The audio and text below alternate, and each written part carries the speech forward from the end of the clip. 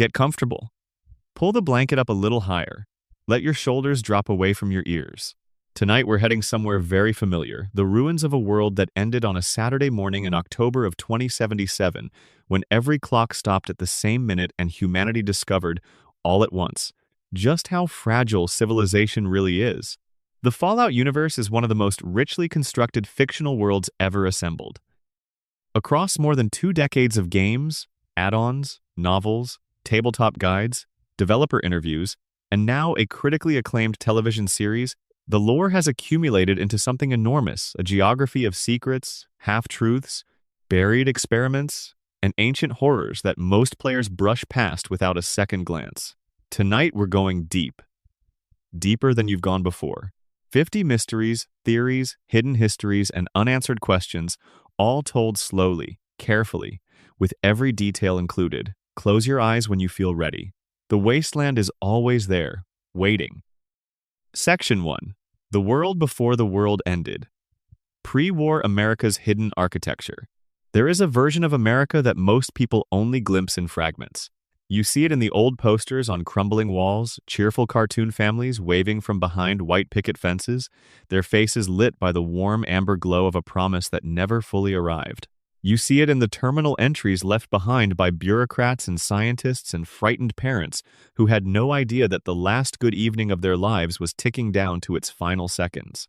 The pre-war world of Fallout is not just a backdrop, it is a crime scene.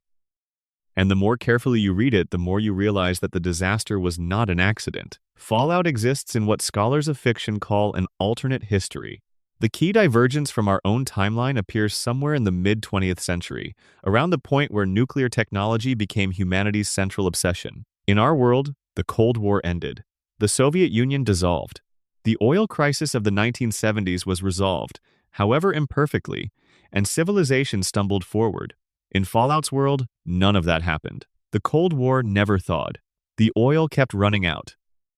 The nuclear dream, the idea that atomic energy would power everything, from your family sedan to your kitchen appliances to the robotic servants cleaning your living room, calcified into the dominant cultural aesthetic of a society that refused to change. The result was a world frozen in a kind of perpetual 1950s optimism, while the walls were slowly closing in from every direction. By the 2050s, something genuinely alarming was happening beneath the cheerful advertisements. Global oil reserves were collapsing. The resource wars had begun, a cascade of conflicts across multiple continents, as nations fought over what little remained of the world's petroleum supply. The European Commonwealth and the Middle East had been locked in war since 2052. The United States, already the world's most resource-hungry nation, was looking northward toward the Arctic and westward toward the Pacific for anything it could claim. Canada, its neighbor and longtime partner, found itself being quietly consumed, its resources stripped, its sovereignty eroded, its people subjected to a kind of soft annexation that eventually became formal. By 2076, when the United States officially annexed Canada, there were Canadian resistance fighters blowing up oil pipelines running through their own territory, fighting a guerrilla war against a country that was supposedly their ally. China, meanwhile, was on the edge of internal collapse. Its fossil fuel dependency was catastrophic.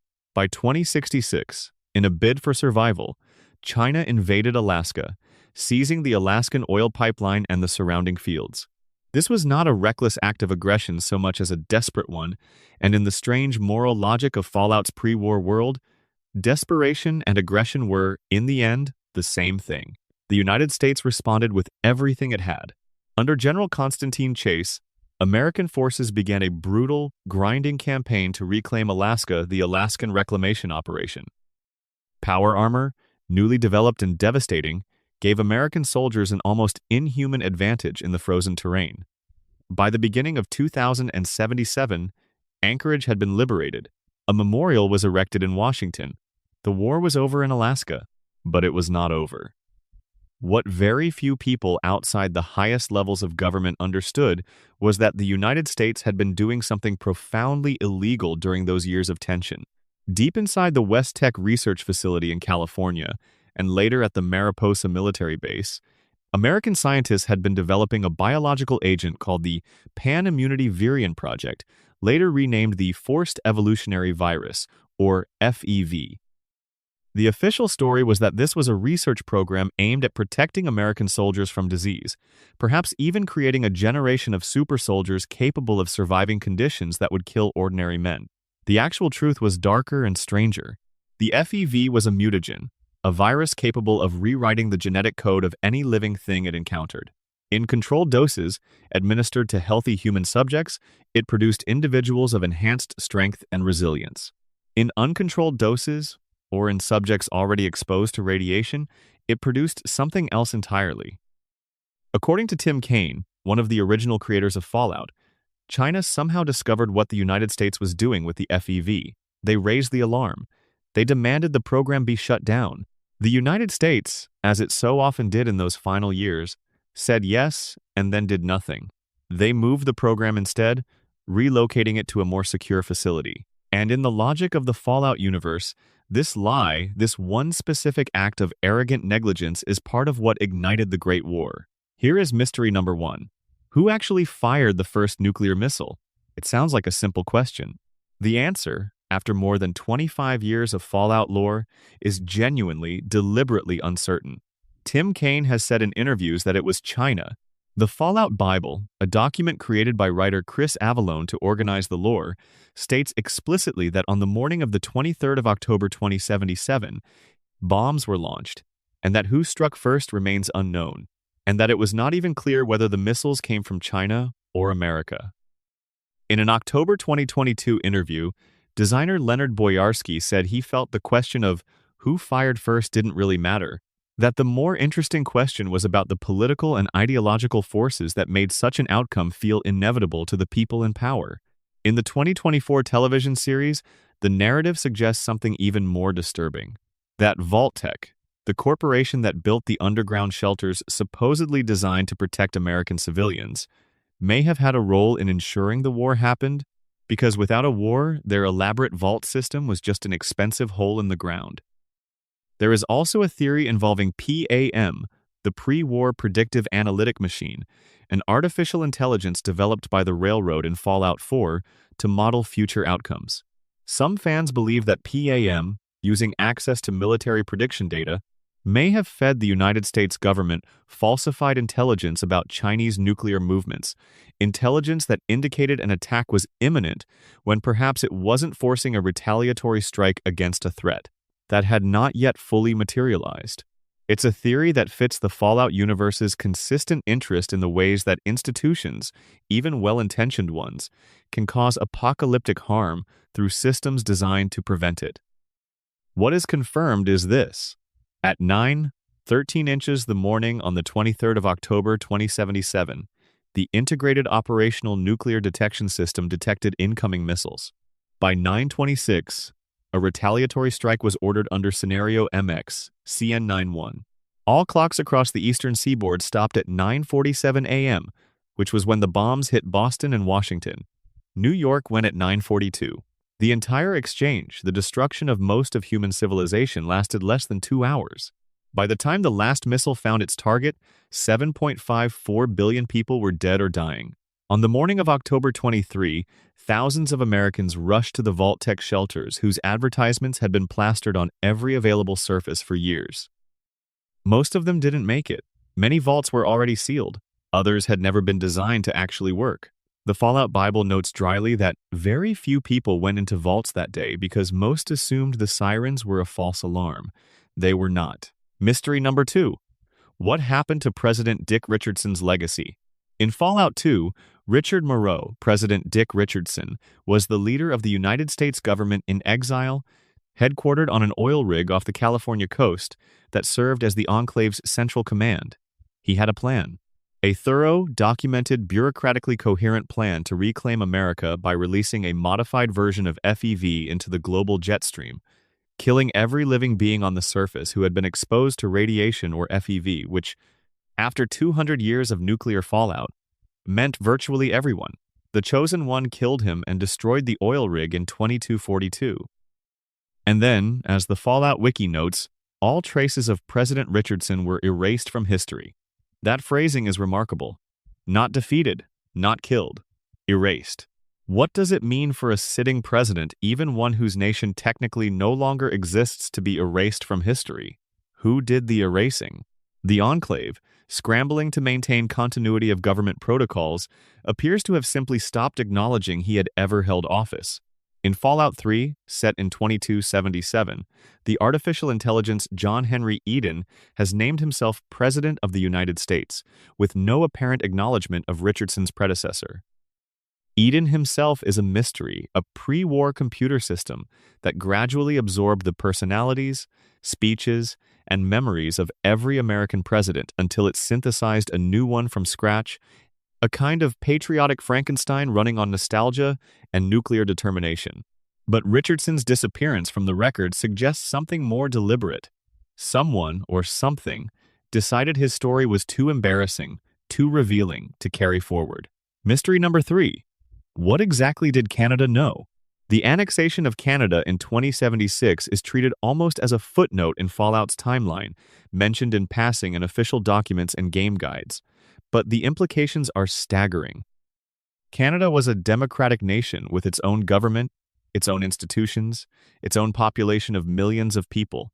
Its annexation by the United States was apparently so smooth, administratively speaking, that it barely rates a mention in pre-war records. The resistance fighters who blew up the pipeline were treated as terrorists. The annexation was described as a military operation against civilian infrastructure, and then nothing. Canada disappears from the record almost entirely, swallowed up into the American narrative and then swallowed up again by the bombs. What is stranger still is that in Fallout 4, there is a minor character named Alistair Tenpenny, a wealthy British eccentric who has traveled all the way from England to take up residence in the capital wasteland. Tenpenny Tower, named after him, stands as one of the most opulent pre-war structures still functioning in the game's setting. Why would anyone travel from post-war Britain to post-war America by choice? What does England look like? What happened to Europe, which had its own separate war with the Middle East running concurrently with the Sino-American conflict? These questions have never been answered. The world of Fallout stops, in almost every game, at the water's edge. Everything beyond the American coastline is darkness. If you're enjoying this so far, drop a comment below and let me know where you're watching from and what time it is where you are. And if this kind of slow, deep, story-driven content is your kind of thing, subscribing takes 2 seconds and means you'll never miss a video. Now, settle back in. We're just getting started. Section 2, the Vaults. Humanity in a Jar. There were 122 vaults built across the United States of America before the bombs fell. That number comes from the Fallout Bible and various in-game documents across multiple titles. 122 underground cities, each housing hundreds or thousands of people, each one supposedly a lifeboat for civilization, a Noah's Ark built from reinforced concrete and Vault-Tec engineering. That was what the advertisement said. That was what the people lining up outside the heavy steel blast doors believed on the last morning of the world, when the sirens were still sounding overhead. The truth was that most of the vaults were laboratories. The Societal Preservation Program, the official government project that funded the vault system, was, on paper, exactly what it appeared to be: a continuity of humanity effort in case of nuclear war. But Vault-Tec, the private corporation awarded the contract to build the vaults, had made a secondary arrangement with the pre-war United States government. Each vault would conduct a specific experiment on its inhabitants. The dwellers would have no idea they were test subjects. They would think they were survivors. In reality, they were data. Mystery number 4. What was the Enclave actually looking for? The experiments were not random. Reading through the full list of known vault experiments, a pattern emerges that is deeply disturbing. Vault 87, in the capital wasteland, was used for FEV testing. Subjects were exposed to the virus directly, their transformations observed, the results documented. Vault 92 experimented with white noise subliminal messaging, designed to trigger violent episodes in musicians. All its inhabitants were talented musicians, recruited on the pretext that the vault would preserve the arts, and then slowly driven insane with sound. Vault 106 pumped psychoactive chemicals into the air supply. Vault 75, hidden beneath Malden Middle School in the Commonwealth, took children from their parents under the pretense of running a standard vault and then systematically murdered the adults while conducting genetic enhancement experiments on the children, running them through combat training, hormonal treatments, and selective breeding protocols in an attempt to engineer a superior human being within a single generation. When you look at enough of these experiments, the question inevitably becomes, what was the aggregate data being collected for? The answer, pieced together from various in-game documents and confirmed in cut content from multiple titles, is that the Enclave, the shadow government that secretly controlled Vault-Tec, was preparing for a specific problem. They were planning to leave Earth. Not forever, temporarily. The pre-war Enclave had, in the words of the Fallout Wiki's research into cut content and developer materials, a spacecraft under construction or ready to launch. The vaults were going to provide the clean, unirradiated population that would be taken off-planet while Earth recovered. The FEV research, the genetic enhancement work, the psychological resilience testing, all of it was selecting for the people who would be worthy of survival. The rest were disposable. Mystery number 5. What happened in Vault 11? Vault 11 is widely considered the most morally devastating of all the known Vault experiments, and it deserves to be told slowly because the mechanics of what happened there are so precisely calibrated to be cruel. The inhabitants of Vault 11 were told one simple rule when the vault was sealed.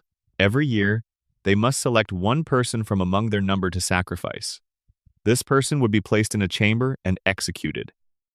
If they failed to make the sacrifice, the vault's life support systems would be shut down and everyone would die. That's it. That was the experiment. Would people do this? And if so, how? Would they choose by lottery? By popular vote? By selecting the weakest? The most powerful? Would they develop a political philosophy around it? They did. Over the decades, the vault residents built an entire social structure around the annual selection. Political factions formed. Campaigns were run. There were periods of democratic selection, periods of authoritarian imposition, periods where the sacrifice was used as a tool of political elimination, powerful people using the annual ritual to get rid of their enemies. A bloody civil war eventually erupted. When it was over, only 5 original inhabitants remained alive. These 5 people, facing their own likely selection, made a collective decision. They refused. They would not choose. They would rather die together than kill one more person. At that moment, the vault's systems came online. A recorded message played. The system congratulated the final 5 as shining examples of humanity, people who, when truly pushed past endurance, chose solidarity over survival. And then it revealed the truth. The sacrifice had never been required. Not once, across all those years of ritual murder and civil war, had the sacrifice ever actually been necessary. The vault systems were never going to shut down. The whole thing had been a test to see whether a population would submit to institutional murder indefinitely, or whether some critical mass of suffering would eventually produce moral clarity. 5 people out of what had originally been hundreds survived long enough to make the right choice. When players explore Vault 11's Fallout, New Vegas, they find the audio recording of that final confrontation. The 5 survivors, having heard the truth, do not celebrate. They take their own lives, one by one, unable to carry the weight of what their vault had become. The recording ends with a gunshot and silence. Mystery number 6. What is Vault Zero? This one comes from Fallout Tactics, the spin-off game set in the Midwest, and it represents perhaps the most grandiose vault experiment in the entire system. Vault Zero was not designed for ordinary survival. It was designed to house the best scientific and military minds of pre-war America, the absolute cream of human intellectual achievement. Physicists, biologists, engineers, generals, the people who understood, better than anyone, how the modern world worked and how to rebuild it. But Vault Zero did not house these people in the conventional sense. It did not give them bunks and food and hope. Their bodies were placed in cryogenic suspension. Their brains were removed and connected to a vast supercomputer called the Calculator, a machine designed to process the combined knowledge of America's greatest thinkers and use it to coordinate the eventual rebuilding of civilization across all the other vaults. The Calculator would monitor every other vault experiment, synthesize the results, and determine, with cold mathematical precision, the optimal moment and method for humanity to re-emerge from the Earth and start again. By the time events of Fallout Tactics take place, The calculator has been running in isolation for over a century and a half.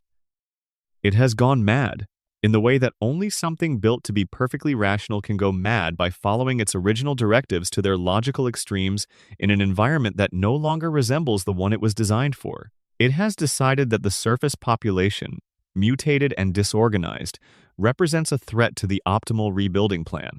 Its solution is, naturally, to destroy them. Mystery number 7. The thing about Vault-22 that nobody talks about. Vault-22 appears in Fallout New Vegas as a location the player can explore a vault overrun with plant life, its corridors choked with thick green growth, its rooms smelling of chlorophyll and decay. The official experiment was horticultural.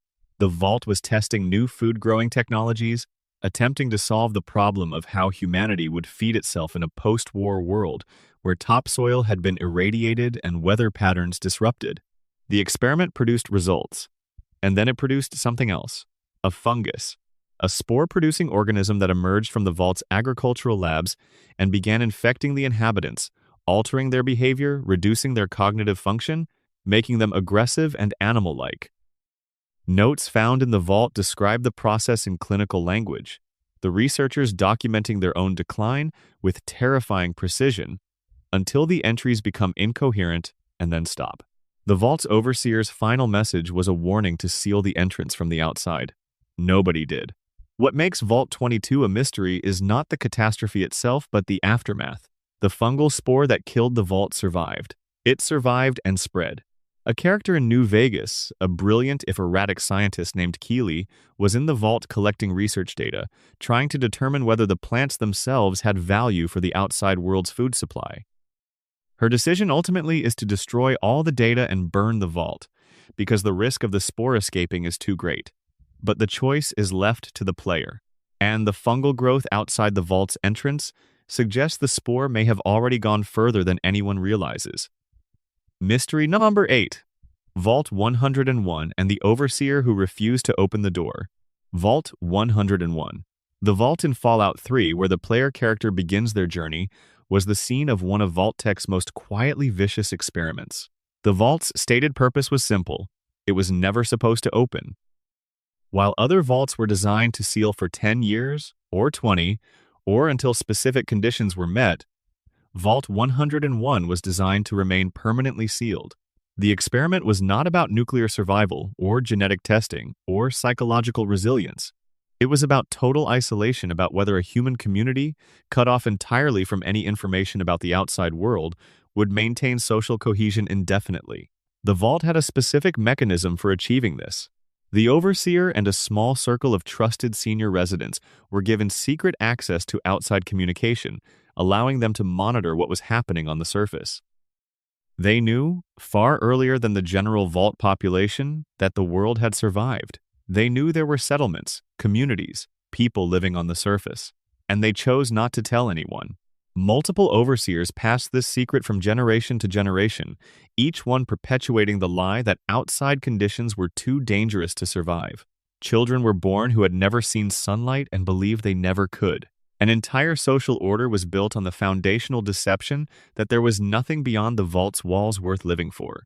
The experiment only truly began, according to in-game documents, when the vault's doors first opened, when one young dweller fled into the light, because that was the moment the social structure faced its first real test of what happened when the lie was exposed. The experiment, in other words, was the moment of rupture. Everything before it was just set up. Mystery number 9. What was Vault-Tec really trying to prove? Stepping back from the individual experiments to the pattern they form, the most unsettling realization is that many of the Vault experiments seem designed not to find the best survivors, but to find the most compliant ones. Vault-19 divided its population by color-coded sectors and bombarded each side with subliminal messaging designed to provoke paranoia and mistrust. Vault-34 was filled with weapons and had a severely restricted armory access policy, a society of heavily armed people being told they couldn't use their weapons. Vault-92 drove its musicians insane. Vault-95 recruited recovering addicts with the promise of rehabilitation, then had a secret agent introduce drugs back into the population at the moment of highest vulnerability. What kind of civilization was the Enclave through Vault-Tec actually trying to build? The television series introduced a program called Bud's Buds, created by Vault-Tec executive Bud Askins, which used a three-vault system, Vaults 31, 32, and 33 to breed a self-sustaining community of Vault-Tec loyalists who would eventually emerge as the company's chosen inheritors of civilization. The vaults would interbreed through carefully orchestrated population exchanges, each generation more devoted to Vault-Tec's values than the last. It was less a survival program than a breeding program for a new corporate aristocracy. The individual vault experiments, viewed through this lens, start to look less like research and more like selection pressure. They were not studying what humans could endure. They were sorting for the humans who would endure in the way Vault-Tec wanted. Section 3. The Enclave. America's last and most dangerous secret. Let's talk about the Enclave. Let's go slowly and carefully through what they actually were, because they are one of the most precisely realized villains in all of science fiction, not cartoonishly evil, but bureaucratically evil, institutionally evil, the kind of evil that writes mission statements and holds quarterly reviews. Mystery number 10. How long had the Enclave existed before anyone knew? The Enclave's origins are deliberately obscured within the lore, but the pieces that exist suggest it formed gradually, as a convergence of interests, rather than a single founding moment. By the time the bombs fell, it comprised senior military officials, wealthy industrialists, influential politicians, and the private sector contractors, including Vault-Tec, who had been working with the government on continuity of civilization planning. They believed with some justification that nuclear war was inevitable. They believed with considerably less justification that their survival was more important than anyone else's, and they had the resources to act on both beliefs. What is particularly remarkable about the Enclave is that their existence was apparently exposed by a journalist 2 days before the Great War. 2 days. The public was told, or was about to be told, that a shadow government had been operating within the United States for years, diverting resources, planning for a nuclear war that its own actions may have helped make inevitable. And then the bombs fell, and it didn't matter anymore. The story died with everything else. By the time the Enclave emerges in Fallout 2, they have been running operations from their oil rig off the California coast for over a century and a half. They have Vertibird's advanced aircraft that no one else has. They have the best power armor, they have biochemists and geneticists and military strategists. And they have a plan, cold and detailed and patient, to reclaim the surface of the Earth. Mystery number 11. What was FEV curling? 1-3. And how close did it actually come to working? The modified forced evolutionary virus that the Enclave's chemical core developed in the 22nd century was not just a weapon, it was an instrument of extinction. The goal was a clean sweep, a global biological agent, released into the jet stream, that would kill 99.5% of every living thing on the surface that carried any post-war genetic mutations, which, after 200 years of radiation exposure, meant virtually everyone. The remaining 0.5%, the genetically pure, the isolated, the carefully tested, would be the Enclave's population base for rebuilding America.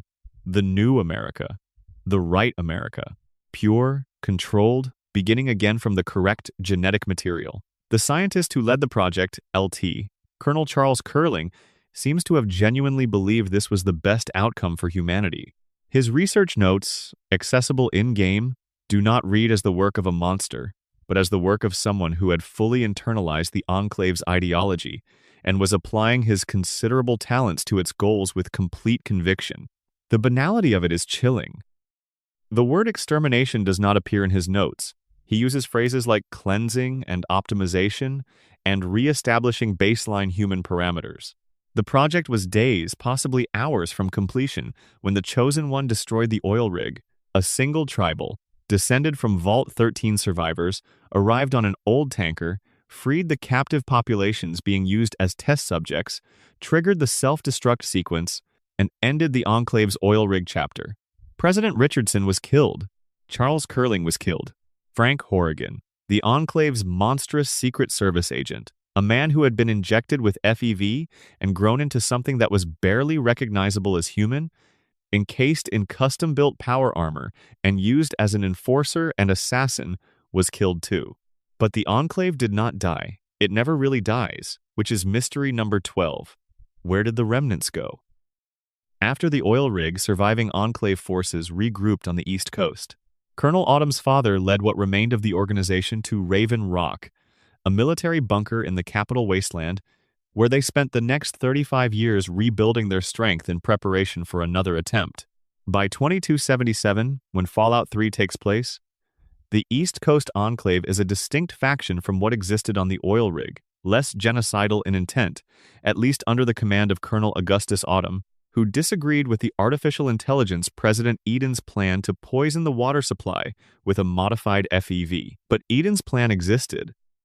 The computer that called itself president had spent 2 centuries synthesizing its own personality from the recorded speeches and documented histories of every American president, and had arrived independently at the same conclusion as Richardson. Poisoning the population was the only logical path to reclaiming America. The Enclave after Fallout 3 becomes fragmented, scattered, driven underground. Elements of the organization appear in Fallout 76's Appalachian storyline in a particularly dark form, a splinter faction under Secretary of Agriculture Thomas Eckhart who, after being cut off from the main Enclave structure post-war, decided that the way to access the nuclear launch codes needed to continue the war against China was to engineer a sufficient threat level in the region.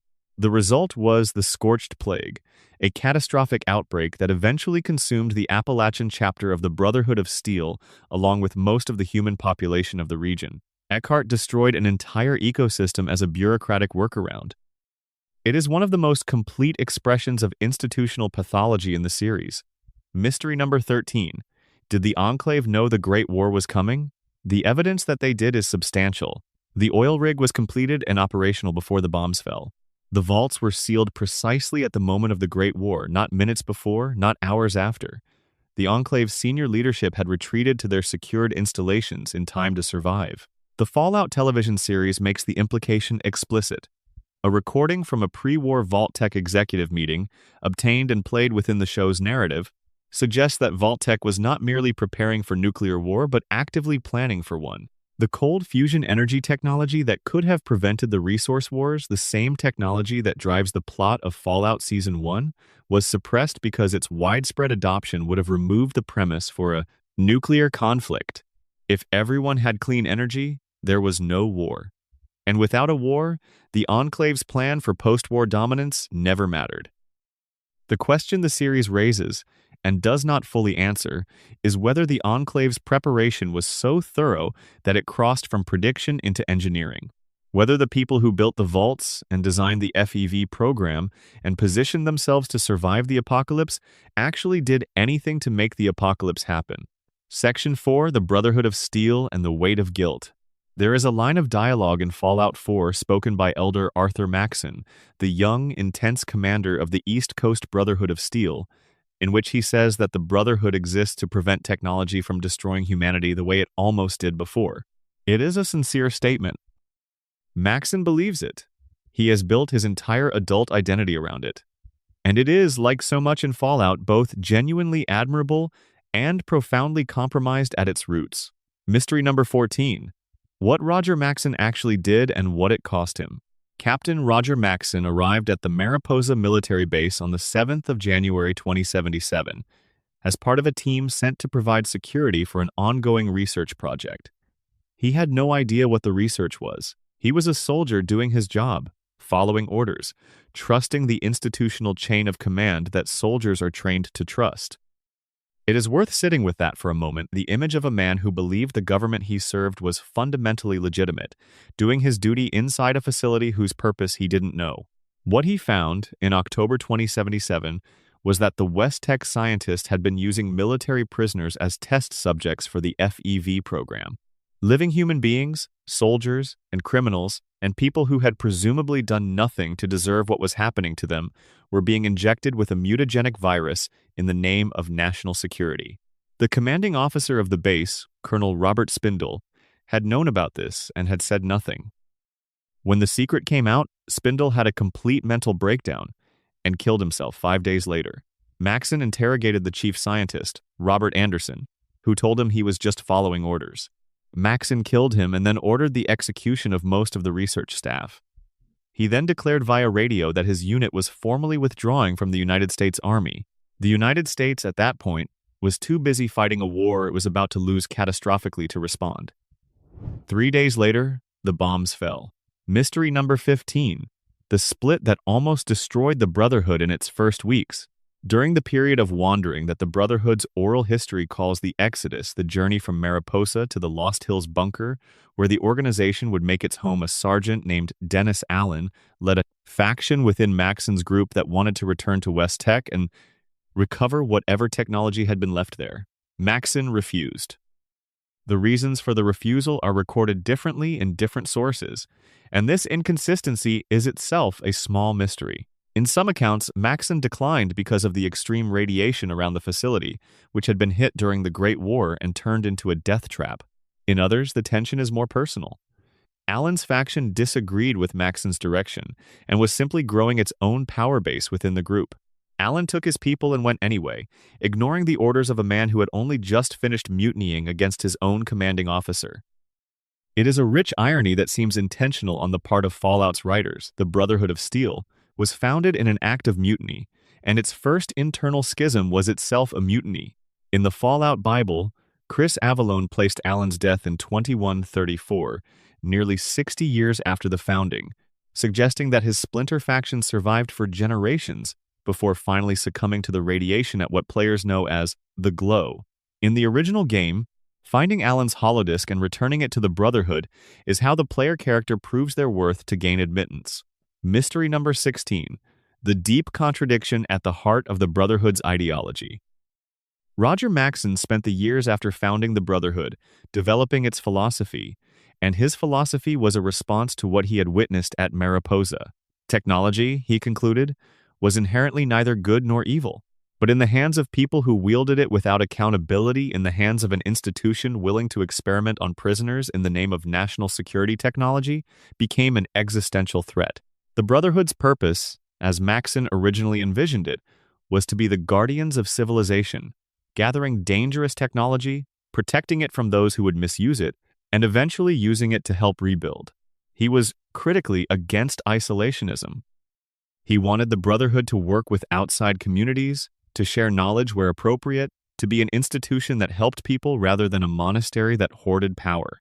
But Maxson died of cancer in 2135, and his son, Maxson II, took a different view. Under the second Maxson, the Brotherhood began closing its doors. No outside recruitment, no sharing of technology, no engagement with the growing communities of survivors across the wasteland. This shift from open guardian to closed curator is one of the central political arguments that runs through every Fallout game that features the Brotherhood, played out in different ways by different chapters in different locations. In Fallout 3, Elder Owen Lyons made a choice that split the East Coast Brotherhood entirely. He decided to prioritize helping the people of the capital wasteland over hoarding technology. The Western Brotherhood cut him off entirely for this. A significant portion of his own followers, calling themselves the Brotherhood Outcasts, abandoned him to pursue the original hoarding mandate. Lyons died having created something genuinely different from what the Brotherhood had become on the West Coast, but the cost was an organization that had torn itself apart over a question its founder had already tried to answer. Mystery number 17, what happened to the Appalachian chapter? Fallout 76 tells the story of Lieutenant Elizabeth Taggarty, a pre-war Army Ranger who received a series of radio transmissions from Roger Maxson in the weeks following the Great War, and persuaded by his vision, established a Brotherhood chapter in West Virginia. The Appalachian chapter was always smaller, more isolated, more desperate than its Californian counterpart. It spent its post-war existence fighting a plague called the Scorched Humans, infected by a mutagenic pathogen distributed by massive creatures called Scorch Beasts. The Brotherhood's resources in Appalachia were gradually consumed by this fight until the entire chapter was destroyed, killed in a desperate offensive against the Scorch Beast Queen that killed Taggarty and eliminated the last organized resistance in the region. By the time players arrive in Fallout 76, set in 2102, just 25 years after the Great War, the Appalachian Brotherhood is gone. Only holotapes remain. only Taggarty's recorded voice, talking to Maxon across a static-filled radio connection, explaining why she needs nuclear weapons against the Scorch Beasts, and why he has forbidden it. Maxon's refusal to authorize nuclear weapons against the Scorch Beasts, stated clearly in his radio addresses to Taggarty, is one of his most interesting character decisions. He had just lived through a nuclear apocalypse. He had just watched his civilization destroy itself with nuclear fire. His argument was not tactical but principled. The Brotherhood does not use nuclear weapons. They preserve technology. They do not wield it destructively. This is the line he would not cross, even to save a chapter of his own organization from destruction. Whether this was wisdom or pride is a question the game does not answer cleanly. Section 5. What crawls in the dark? The Wasteland's most mysterious creatures. Mystery number 18. The true origin of the Deathclaw. Pull the blanket a little closer. This one is worth telling right. The Deathclaw is the Fallout universe's most iconic monster. It is enormous, close to 10 feet tall when standing upright, covered in thick, natural armor plating, possessed of forearms that end in curved claws long enough to gut a person from shoulder to hip in a single stroke. Moving with a speed that seems impossible for something its size, it is the creature that every experienced player learns to fear and every new player discovers, usually once and very suddenly, why they should have been more careful in the early game. The Deathclaw is not a mutant. It did not emerge from radiation exposure or accidental evolutionary drift. It is an engineered weapon, something that human beings deliberately designed, built, and deployed in the years before the war when human beings were still alive to make such decisions. The United States military, looking for a cost-effective alternative to human soldiers in the most dangerous close combat search and destroy missions, began a program of genetic engineering centered on the Jackson's chameleon, a small and harmless horned lizard native to East Africa. From the chameleon, scientists extracted certain base characteristics: the bilateral symmetry, the adaptive biology, the capacity for rapid regeneration, and used FEV and direct genetic modification to amplify and restructure them across multiple animal genomes simultaneously. The Jackson's chameleon provided the skeleton. Other species, alligators, bulls, panthers, serpents, contributed to the final product. The result, after years of development, was a creature that retained certain characteristics of its chameleon ancestor. Some Deathclaws can camouflage their mature form, includes the ability to modulate the color and shade of their scales, flickering through stone gray, acid green, teal, and red depending on their movement and the terrain around them. The Deathclaw that hunts you through a ruined building that you think you're tracking by sound alone because you can't see it may simply be wearing its environment. Some FEV-exposed Deathclaws develop intelligence. In Fallout 2, there is an entire community of intelligent, talking Deathclaws living in Vault 13 creatures capable of abstract thought, of speech, of something recognizably like culture. The Enclave, horrified by this development, had them slaughtered. In the Fallout television series, Season 2 reveals something that game fans found deeply unsettling. Deathclaws were already deployed in Alaska during the Alaskan Reclamation Operation in 2077, before the Great War, before the bombs fell. A functioning Deathclaw, operating in the frozen Alaskan terrain, appears in the opening sequence of the season's 4th episode, killing a group of Chinese soldiers. Then it approaches the injured pre-war Cooper Howard, the man who will eventually become the Ghoul, and stops. It does not attack him. It stares at him, and then it leaves. Why? The most supported theory is behavioral conditioning. If Deathclaws were military assets deployed alongside American forces, they would have been trained or programmed to distinguish between American military personnel and enemy combatants. Cooper, in full T-45 power armor bearing American insignia, would have triggered a non-aggression response. But the mystery holds, because these are creatures, not computers. And the moment of apparent recognition, the pause, the direct eye contact, the stillness before the creature turns and disappears into the snow has a quality that the show seems to be deliberately leaving open. Mystery number 19. What are supermutants, and where do the different types come from? Supermutants are one of the most visible creatures in the Fallout universe. Enormous, green-skinned humanoids with massive musculature, reduced cognitive function, and a tendency toward violence that correlates directly with how long they've been mutated. They appear in every major Fallout game and are, in every game, a central threat. but their origins differ significantly depending on where you encounter them, and those differences point to something the games only partially explain. The original super mutants from Fallout 1 and 2 were created by a being known as the Master, a pre-war human named Richard Moreau who was exposed to FEV after falling into the mutant vats at Mariposa and was transformed into a vast, grotesque intelligence, a composite mind of many merged consciousnesses. Obsessed with a vision of a world where all humans would be forcibly evolved into super mutants, achieving peace through the elimination of human difference. The Master's mutants were relatively intelligent, at least in their early generations. Some could reason, strategize, form hierarchies. The Master himself was terrifyingly articulate. The Capital Wasteland super mutants of Fallout 3 are different. They are more savage, less organized, with notably less cognitive capacity than their West Coast counterparts. This is because they were created from a different FEV strain, one that had been sitting in the vats at Vault 87 for over 2 centuries, degrading and mutating in unpredictable ways. The results were stronger in some respects and catastrophically stupider in others. And then there are the New England super mutants of Fallout 4, which are different again, created by the Institute's early synth research projects as failed experiments in artificial biology, released into the Commonwealth when they proved uncontrollable. 3 separate populations, 3 separate origins. Physically similar enough to be recognized as the same creature, but with entirely distinct biological and social histories. The Wasteland super mutant population is not a monoculture. It is an ecosystem of accidents. Mystery number 20. The ghoul question.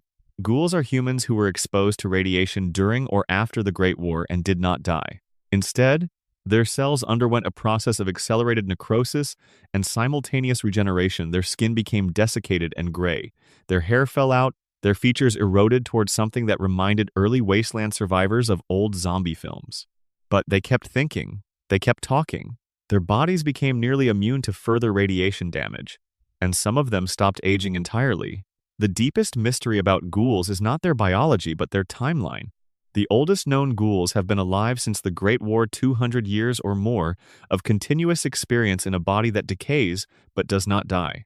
What does that do to a mind? Some ghouls, like Raul Tejeda in New Vegas, carry their centuries with them as a kind of exhausted wisdom. Others, like the various ghoul communities scattered across the wasteland, have built entirely new social structures around their condition. And some, a significant number, go feral, losing their cognitive function and becoming the mindless, aggressive creatures that attack on sight. What causes the feral transition is not fully understood. The prevailing theory within the lore is that it's a psychological failure rather than a biological one, that the mind, unable to sustain coherent identity across such an extreme span of time and such extreme physical degradation, eventually fragments. But this explanation raises another question. Why do some ghouls resist it for centuries, while others go feral within decades? Is there a genetic component? A psychological one? Is it related to how they were exposed in the first place? No game has provided a clear answer. The television series introduced the possibility that ghoulification might be partially controllable, that the transformation might be more complex, involving both radiation and a chemical agent, with the implication that pre-war corporations may have known more about the process than they revealed. This thread has not yet been fully pulled. Section 6, The Great Horror at Dunwich. A thread that runs through everything. Set yourself deeper in your pillow. This section is the one I find most genuinely unsettling, not because it involves violence or death, which the Fallout universe has in abundance, but because it suggests that underneath the wreckage of pre-war civilization, there is something older. Something that was waiting long before the bombs fell. Mystery number 21. Who or what is Ugg Qualtoth? In Fallout 3, there is a location called the Dunwich Building, a dilapidated office complex in the southwest corner of the Capital Wasteland. The name alone is a signal for anyone familiar with the literary horror tradition. It's a direct reference to H.P. Lovecraft's novella, The Dunwich Horror. Inside the building, players follow a series of increasingly disturbed audio logs left by a man named Jaime Palabras, who came to the Capital Wasteland looking for his father. His father had been here before him. His father had found something, a book, described only as the goddamn book, and had become obsessed with it. Following Hamy's trail deeper into the building, the architecture changes. Pre-war office drywall gives way to ancient stone. The temperature drops. And at the very bottom, in a chamber that has no business being there, there is an obelisk. It is not a human artifact. Its proportions are wrong. The material it's made from is wrong. Carved into its surface and coiling around its base are shapes that suggest organisms rather than art.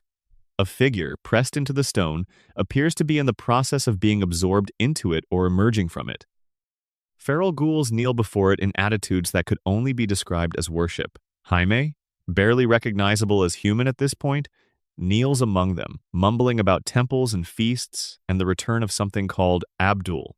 The being this obelisk represents the entity that the Dunwich Building's former inhabitants and the swamp communities of Point Lookout and the secretive executives of a pre-war mining corporation all appear to have venerated is Ugg Qualtoth. Its name evokes Yog-Sothoth, one of Lovecraft's outer gods. Its role in the Fallout universe spans multiple games across multiple decades of development without ever being fully explained. The Fallout 3 official game guide quotes it in terms that mirror Lovecraft directly. Ugg Qualtoth knows the gate. Ugg Qualtoth is the gate. Ugg Qualtoth is the key and guardian of the gate. Mystery number 22. The Dunwich Corporation and what they were really digging for.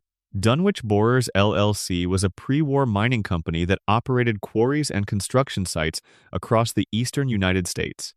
On paper, it was an industrial enterprise. In practice, its leadership appears to have been conducting human sacrifice. In Fallout 4, players can visit the Dunwich Borers Quarry, a marble mining operation that, at first glance, looks like any other raider-occupied ruin. Descending into the quarry's depths triggers something unusual: visions. Involuntary flashbacks to the pre-war period, brief and disorienting, showing men in hard hats standing at ritual sites in the tunnels, a figure brandishing a blade in front of kneeling, handcuffed workers. The flashbacks end and the workers have become feral ghouls. At the deepest accessible level, submerged beneath rising groundwater, there is a face. An enormous stone face, partially excavated, staring upward from below the water's surface. The crane positioned above it suggests that someone was trying to lift it to the surface. Whoever they were, they did not succeed. Whatever they were trying to raise did not come up with them. Terminal entries throughout the quarry reveal that the executives of Dunwich Borers knew exactly what was buried under their worksite. They chose the location because of it. The poor safety record that the company was publicly known for workers who fell, workers who went missing, workers whose deaths were ruled accidental was a record of human sacrifice, conducted systematically over years to feed whatever it was that waited beneath the stone. Mystery number 23. How does Dunwich connect to the interloper in Fallout 76? In Fallout 76, set in post-war Appalachia, players can find the Lucky Hole Mine in the mountains near Point Pleasant, the real-world location famous for Mothman sightings. The mine is the home base of a Mothman cult, a group of true believers who worship the creature that haunts the region's folklore and now haunts its devastated landscape. Deep in the mine, the cult's most devoted members gather around the interloper, an entity older than anything else in the Fallout universe, ancient and impassive, sleeping or waiting in the rock. The stone decorations around the interloper's chamber are identical to those found in the depths of the Dunwich Borers Quarry in Fallout 4. The same shapes, the same proportions.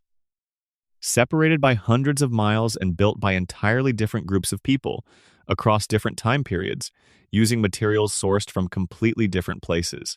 The most widely discussed theory among the Fallout community is that the Dunwich Company, the interloper cult, the Ugg Qualtoth worshippers of Fallout 3's Point Lookout, and whatever was happening in the Dunwich Building's subterranean chambers are all nodes in a single web, all pointing toward the same sleeping presence, spread across the landscape beneath the ruins of pre-war America. That Ugg Qualtoth is not a local cult, not a regional superstition, but something genuinely real within the game's cosmology. Something that has been there longer than civilization. Something that the bombs woke up or are in the process of waking up across every game set in the world of Fallout. The developers have never confirmed this. The lore has never been tied together with a neat conclusion. But the repetition is too deliberate to be accidental. The same stone faces appear in the same configurations and locations that bear the Dunwich name across 3 separate games, spanning nearly 2 decades of development. Someone is building something slowly, deliberately, in the margins of the Fallout universe. A picture of something enormous. Section 7. The Mysterious Stranger and Other Ghosts. Mystery number 24. Who is the mysterious stranger? He arrives without warning. A sharp guitar riff announces him 3 notes, distinctive and slightly ominous, like the theme from a western that got lost in the wrong genre.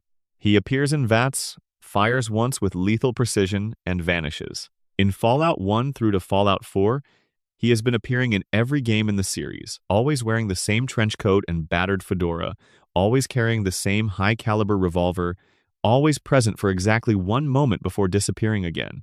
No one has ever seen his face clearly. No one has ever spoken to him at length. No one has ever determined where he comes from, where he goes, or why he helps at all.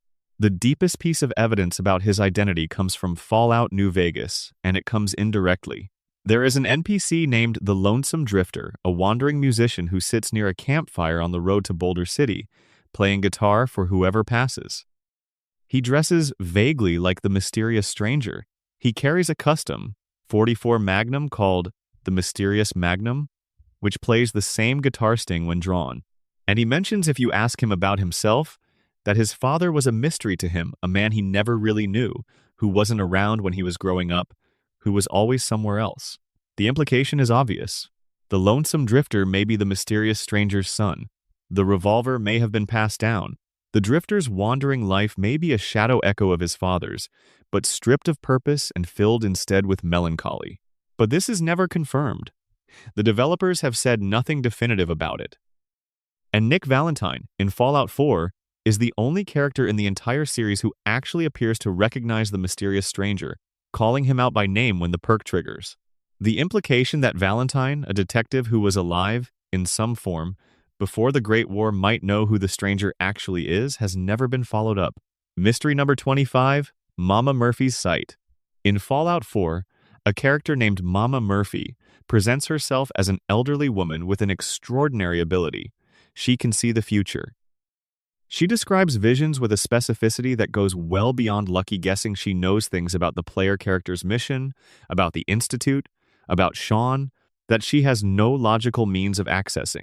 Her visions are chemically assisted. She calls the ability the sight, and she uses chems to induce it, but the chems alone do not explain the accuracy of what she sees.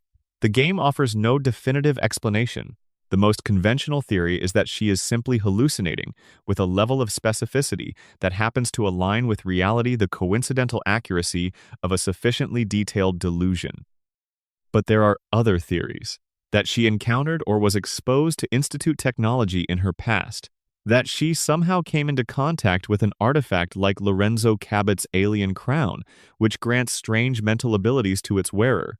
That the sight is a genuine psychic ability, a latent mutation that the Fallout universe has never fully committed to explaining. What makes the mystery stubborn is the moment in Sanctuary Hills where Mama Murphy, without being told, accurately describes the protagonist's cryo-frozen past, their spouse's murder, their frozen child details that no chem-induced vision should be capable of producing. She knows, and the game never explains how.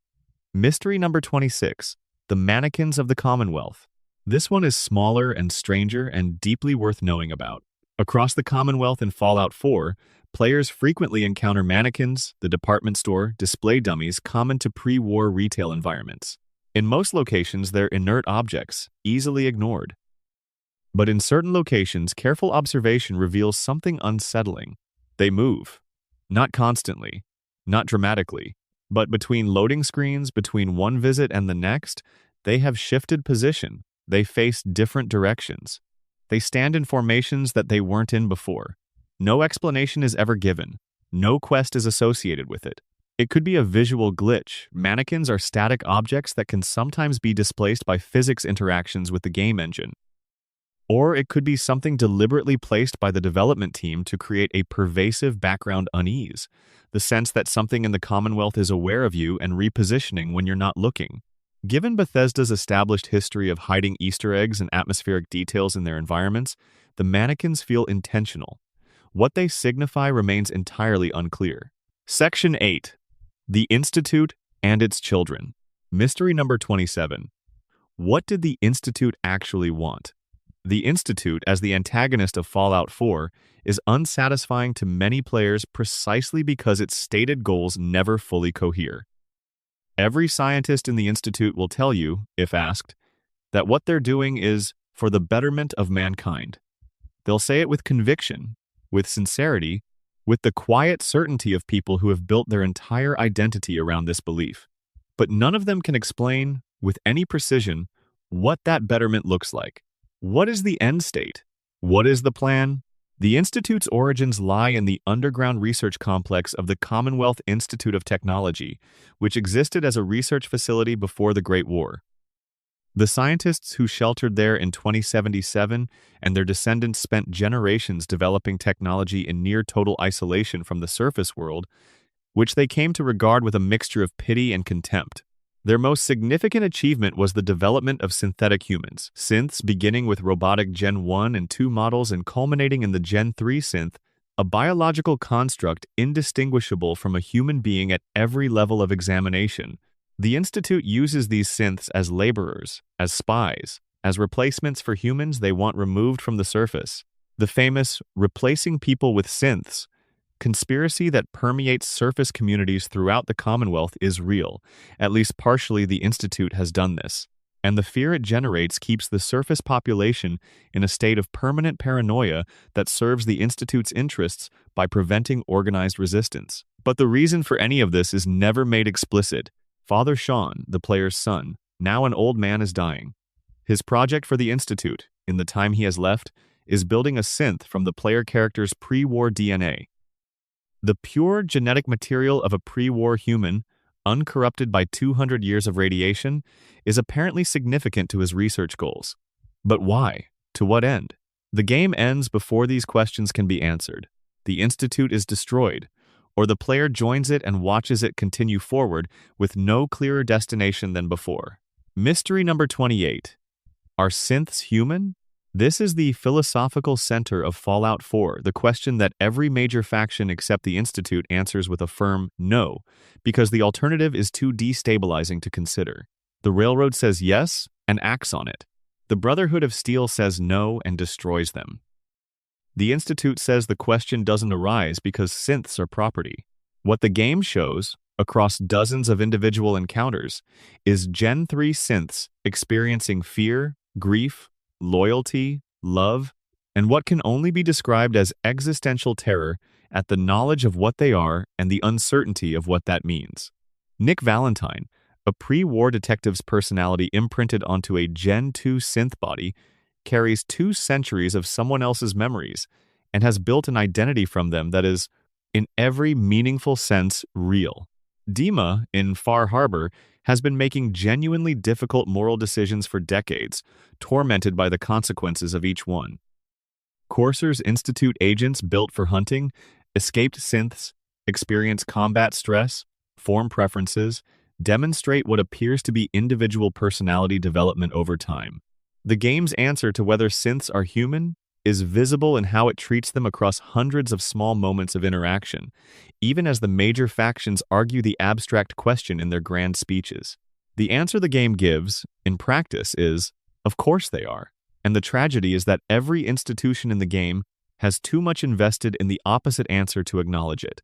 Mystery number 29. What happened to Zimmer? In Fallout 3, Dr. Alan Zimmer is a senior Institute scientist who has come to the capital wasteland to retrieve a runaway Gen 3 synth named a 3-21. The player either helps him or doesn't. Zimmer is arrogant, cold, and completely indifferent to the personhood of the synth he's pursuing. He leaves the game when his questline concludes, presumably returning to the Institute. By the time Fallout 4 takes place, Zimmer is listed in Institute records as missing. His supervisor, when asked, states that he was last known to be supervising the retrieval of high-profile units, which sounds less like a mission report and more like a diplomatic way of saying something went wrong. He's not listed as dead. He's listed as missing, which in Institute bureaucratic language apparently means something different. The most discussed theory is that the high-profile units were former coursers, retired or decommissioned Institute agents who had been released to the surface, and that the mission to retrieve them encountered Unexpected resistance. Whether Zimmer is alive somewhere in the wasteland, captured, gone rogue, or simply dead in a ditch, the game does not say. His file remains open. The Institute has chosen not to update it. Section 9, The War That Never Ended. Soldiers Frozen in Time. Mystery number 30, Captain Zhao and the Question of Guilt. In Fallout 4, if you travel into the Boston Harbor, you can find the Yangtze, a pre-war Chinese submarine, still operational, still occupied. Its captain, a ghoul named Zhao, has been sitting in that submarine for over 200 years. He launched the missiles. His submarine, one of a fleet positioned off the American coast in the final days of the Sino-American War, fired the nuclear warheads that destroyed Boston. You can find this out by talking to him. He will tell you directly, with a weight that the game's dialogue writing captures very precisely. He followed orders. He believed he was acting in defense of China, in response to American aggression, in the context of a war that China was losing and had been losing for years. He believes, deeply and without apparent revision, that what he did was wrong. Not militarily wrong, morally wrong.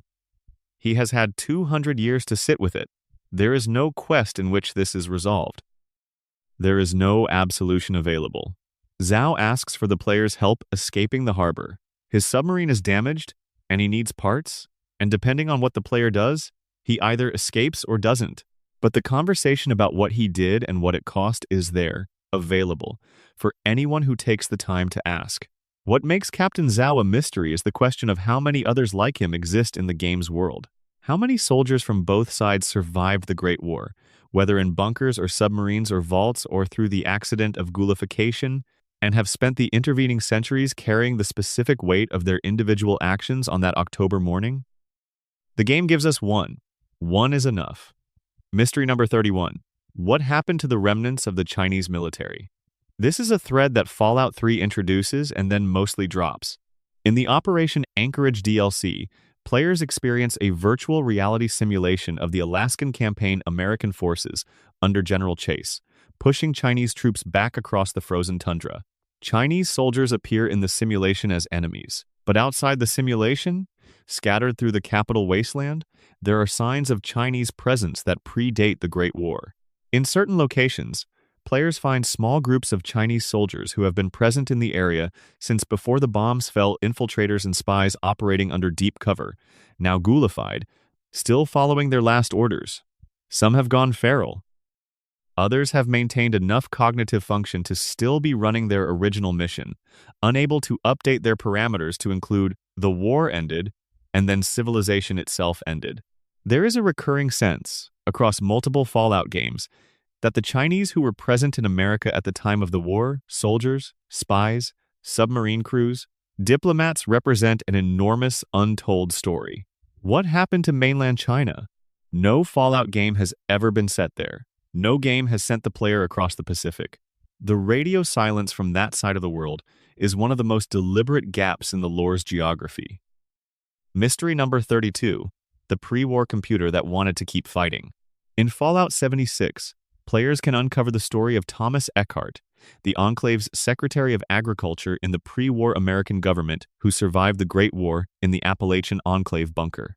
Eckhart's response to the nuclear apocalypse was not grief, not adaptation, not any form of reckoning with what had happened. His response was operational continuity. The war was still happening. They needed to respond. They needed to retaliate. To access the nuclear launch codes required to continue hostilities against China, the automated systems required a specific threat level to be met, a DEFCON threshold that real emergencies would trigger automatically. The problem was that after the Great War, genuine threats to the system were intermittent. Eckhart's solution was to manufacture a threat sufficient to trigger the threshold. Using biological research that the Appalachian Enclave had been conducting, he released what became known as the Scorched Plague into the region, a mutagenic pathogen that created the Scorched, infected human beings whose biology was being slowly overwritten by a distributed neural network. The plague spread faster than anyone anticipated. It consumed the human population of Appalachia. It created the Scorch Beasts, and it killed the Appalachian Brotherhood of Steel. Eckhart achieved the threshold. The launch codes became accessible, and then other members of the Enclave killed him before he could use them. Because even within an organization defined by its willingness to kill civilians for strategic goals, releasing a plague that destroyed an entire region's ecosystem was too much. He had fought a war against a country that was already ash. He had killed thousands of people to maintain a bureaucratic fiction. He is one of the most quietly devastating characters in Fallout 76, and most players miss him entirely. Section 10 New Vegas and the city that almost fixed everything. Mystery number 33. Who actually won the Battle of Hoover Dam? Fallout. New Vegas presents the player with 4 potential endings for the Mojave conflict. The new California Republic wins and installs a functional democracy.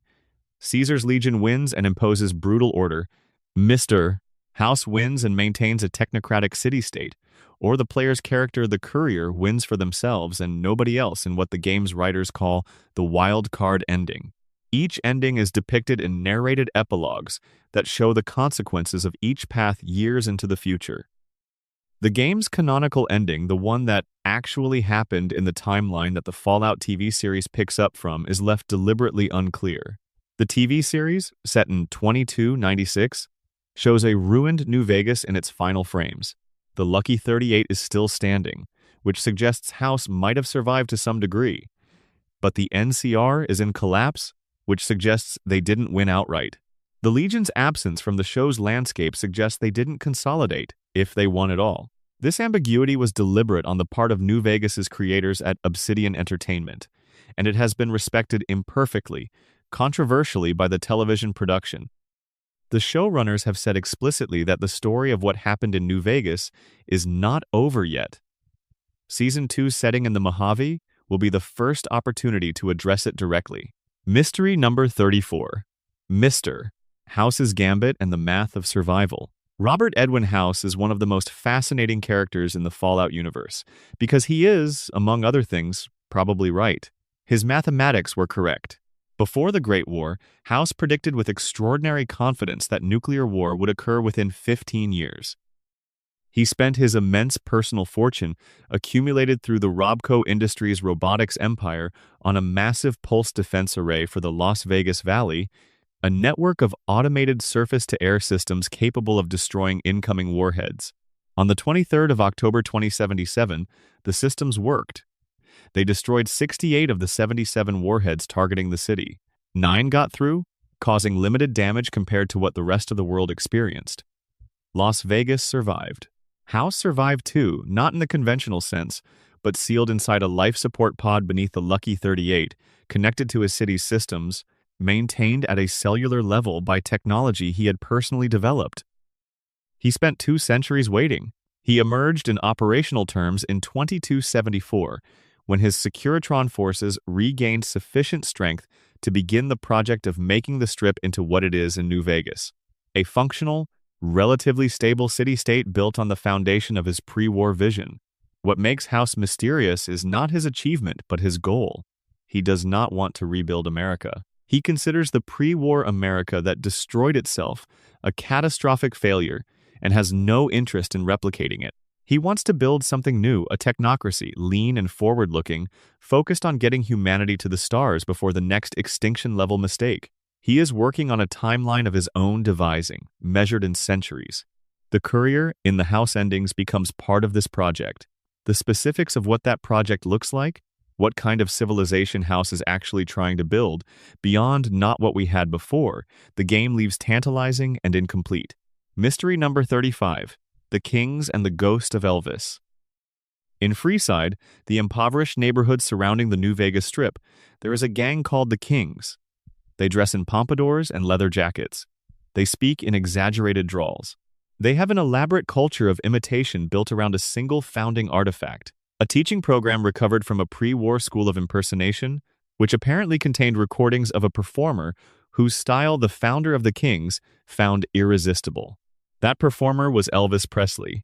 The Kings are an entire cultural movement built around imitating a man whose name they do not know, whose history they have never accessed, whose music they have never heard in its original form. They are performing a copy of a copy of a copy, so distant from the source that the source itself has become mythology, a style without context, a mannerism without meaning. The Fallout universe's relationship with Elvis is a genuine mystery because the games never name him. The kings reference the king with reverence and specificity, but never attach a proper name. Whether this is because Elvis's estate was not licensed for use, or because the writers deliberately preserved the ambiguity, or simply because no one ever addressed it, is unknown. What it creates is one of the wasteland's most poignant images, an entire culture built around someone no one remembers. Mystery number 36, Mr. New Vegas and the question of whether he's lonely. Radio New Vegas is hosted by Mr. New Vegas, a warm, personable broadcaster who introduces songs, delivers news bulletins, and provides a sense of community for anyone within range of his signal. He is voiced by Wayne Newton, the real-world entertainer long associated with Las Vegas. In-game documentation confirms that Mr. New Vegas is an artificial intelligence, a pre-war creation of Robert House, designed to maintain the illusion of normalcy in the city. What is peculiar about Mr. New Vegas is his tone. He is not playing propaganda. He is not promoting House's agenda. He introduces songs and makes gentle jokes and expresses what reads in context as genuine warmth for his listeners. Developer notes from before the game's release described him as an invention of Mr. House, but the Mr. House who personally designed a radio personality capable of genuine warmth and who programs his Securitrons with ruthless efficiency is not a man who seems particularly interested in warmth. The disconnect suggests that House may have built something in Mr. New Vegas that goes beyond its design specifications, or that the warmth was always the point, a calculated form of social cohesion, and the calculation was just that precise. Section 11 Locations that shouldn't exist. Mystery number 37, Point Lookout and the Book that Travels. The Point Lookout DLC for Fallout 3 takes the player to a deeply strange island off the Maryland coast, an environment of fog and swamp and deeply unsettling local customs. At the center of its main questline is a search for the Krivbekni, a book described as a kind of occult text, a Fallout verse analog for Lovecraft's Necronomicon. An old man named Obadiah Blackhall wants it. A dying missionary named Marcella wants it destroyed, and she tells the player to take it to the Dunwich Building's obelisk, which will consume it. If you follow Marcella's instructions, you discover that the obelisk and the book are connected. The book presses against the stone surface and dissolves, as though being absorbed, leaving both artifacts destroyed. The mystery is in the Krivbekni's provenance. Jaime Palabras, in Fallout 3's main game, mentions that his father carried the goddamn book before disappearing into the Dunwich Building. If the book that Obadiah wants in Point Lookout is the same book, how did it travel from the Dunwich Building in Washington to a swamp island off Maryland? Can it travel on its own? Was it taken there? And if it was taken, by whom? Cut content from Obadiah's questline in Fallout 3 reveals that one of his ancestors was related to Richard Dunwich, the founder of Dunwich Borers LLC. The Blackhall and Dunwich families are apparently connected by blood as well as by their shared devotion to Ugg Qualtoth. The implication is that the book, like the obelisk and the stone faces in the quarry and the interloper in the Lucky Hole mine, is part of a distributed network of artifacts belonging to the same entity. The book didn't travel randomly. It was carried toward where it was supposed to be. Mystery number 38. The alien crash site and what it implies about pre-war America. In multiple Fallout games, the player can encounter alien spacecraft, crashed saucers, stranded extraterrestrials, Zetan technology left behind in the landscape. In Fallout 3's Mothership Zeta DLC, an entire narrative is built around the discovery that the Zetan aliens have been abducting humans for centuries. Their holding cells contain people from every era of American history, kept in cryogenic suspension. One of the captured recordings on the ship features a military officer who has the nuclear launch codes for a portion of the American ICBM arsenal. This is an extraordinary detail. The aliens abducted an American officer who had operational nuclear strike authority. The implication is either that the aliens were gathering information about Earth's military capabilities, potentially with strategic intent, or that their abduction program was random enough to occasionally capture people at the exact wrong level of security clearance.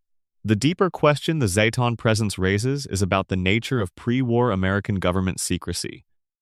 In new Fallout games, the player can find Area 51 references, alien technology adapted for human use in the form of alien power cells and weapons, and government documents acknowledging the existence of extraterrestrial contact while suppressing it from the public. If the pre-war government knew about the Zetans and was itself already a shadow state conducting illegal biological experiments and planning to abandon most of its population in a nuclear war, the addition of alien technology to that landscape raises the question of how much of what happened before the Great War was shaped by an intelligence that wasn't human. The answer is probably not much, but the question keeps recurring, and the lore keeps refusing to close it. Mystery number 39. The End of the World, as seen from the edge of the end. In Fallout 4's Far Harbor DLC, there is a moment in which the sole survivor, wandering through dense fog, encounters the Children of the Atom, a religious cult that worships the Great War's nuclear radiation as divine light, seeing the bombs not as catastrophe but as revelation. They live near a heavily irradiated bay. They perform rituals involving the absorption of radiation. And they have, in the deepest chamber of their facility, a nuclear device that they are, depending on quest choices, either slowly learning to detonate or actively worshipping. The Children of the Atom are not presented as simply wrong about everything. Their spiritual experience of radiation, the warmth, the transformative properties, the sense of being touched by something larger than the human maps, in a distorted way, onto real religious experiences of transcendence. The game takes them seriously as a community even while acknowledging the catastrophic danger they represent. The leader of their Far Harbor chapter, Sister Gwyneth, is a genuinely complex figure wrestling with a crisis of faith, whether what she believes is true and what she's willing to do if it is. What the Children of the Atom mystery actually touches on is the question of meaning in the Fallout universe. 200 years after the bombs fell, there are people who have built an entire theology around the fact that the bombs fell, who are living lives of genuine purpose and community in the ruins. Whether that theology is delusional, inspired, both, or neither, the game refuses to say. Section 12 cut content, developer secrets, and the things left behind. Mystery number 40. The canceled Fallout that would have changed everything. Van Buren was the codename for Fallout 3, as originally planned and partially developed by Black Isle Studios, the team that created Fallout 1 and 2 before the project was canceled in December 2003, when Interplay's financial situation became critical. The work that Black Isle had done on Van Buren was, based on available design documents and interviews with former developers, enormously ambitious. The setting would have been the American Southwest, centered on New Canaan, Denver, and the Grand Canyon. The player character was a prisoner, the prisoner who escapes from Tibbet's prison at the game's opening. The central threat was a plague called the New Plague, unrelated to the FEV, that was working its way through the wasteland population. Major characters included Joshua Graham, later rescued and redesigned for New Vegas's Honest Hearts DLC, and a continuation of the NCR storyline from Fallout 2 that would have deepened the political complexity of that. Faction. The design documents that have leaked over the years suggest Van Buren would have been significantly darker and more philosophically complex than the Bethesda games that eventually took the Fallout name. The New Plague story was built around questions of biological determinism, whether the human species was simply doing to itself what it had always been doing, slowly and relentlessly, and whether that process could be interrupted at the individual level even when it couldn't be stopped at the systemic one. These themes resurfaced, partially, in the work that several Van Buren developers went on to do at Obsidian when they created New Vegas. Mystery number 41.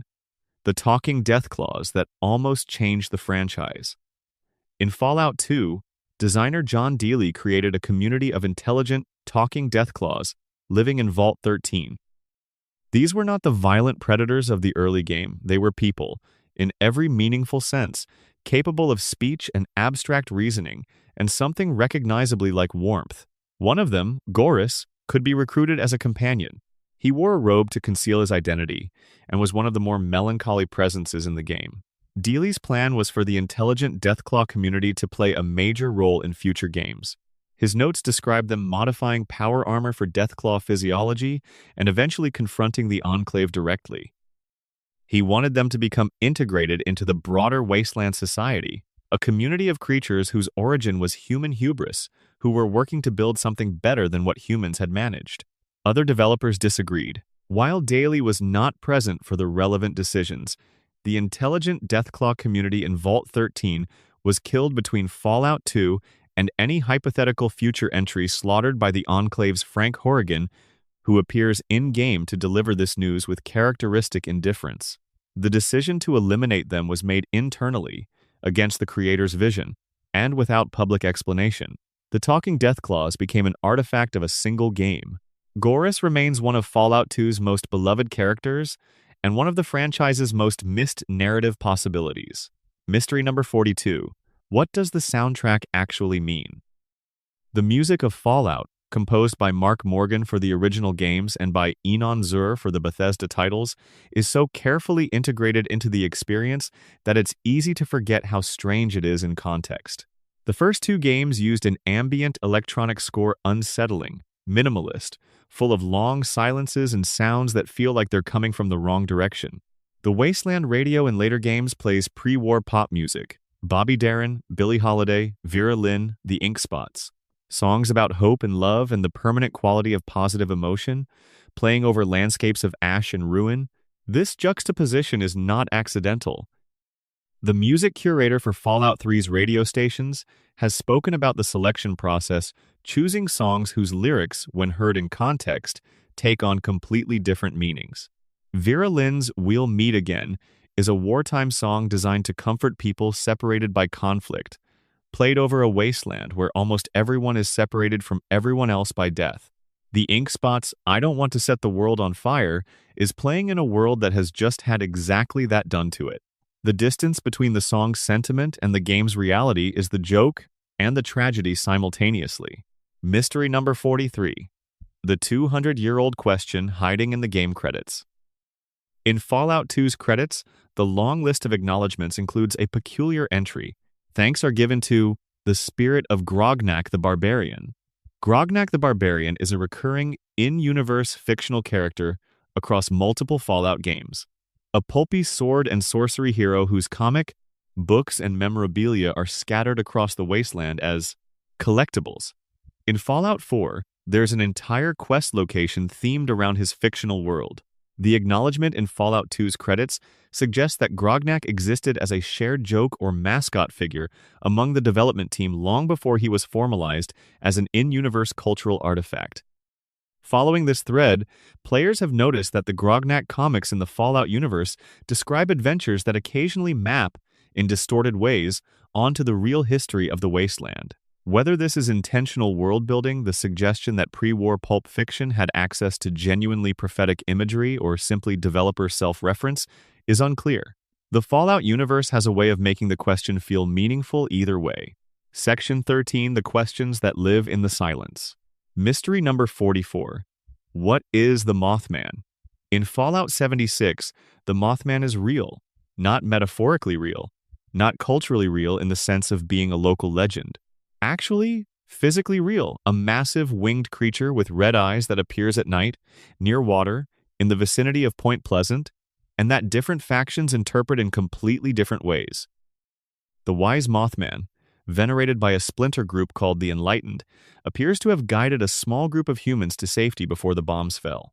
There is documentation fragmented, incomplete, but present suggesting that a creature matching the Mothman's description was observed in the days before the Great War, behaving in ways that were clearly communicative, leading specific individuals away from areas that would be directly destroyed, positioning them in places where they would survive. The Mothman may have known the Great War was coming. This implies a level of intelligence and forward knowledge that no naturally occurring creature should possess. The hostile Mothmen, worshipped by the fanatics and attracted to the red-eyed form rather than the wise one, are connected to the interloper in the Lucky Hole Mine, the ancient entity that the Enlightened regard as a corruption of whatever the Mothman's original nature was.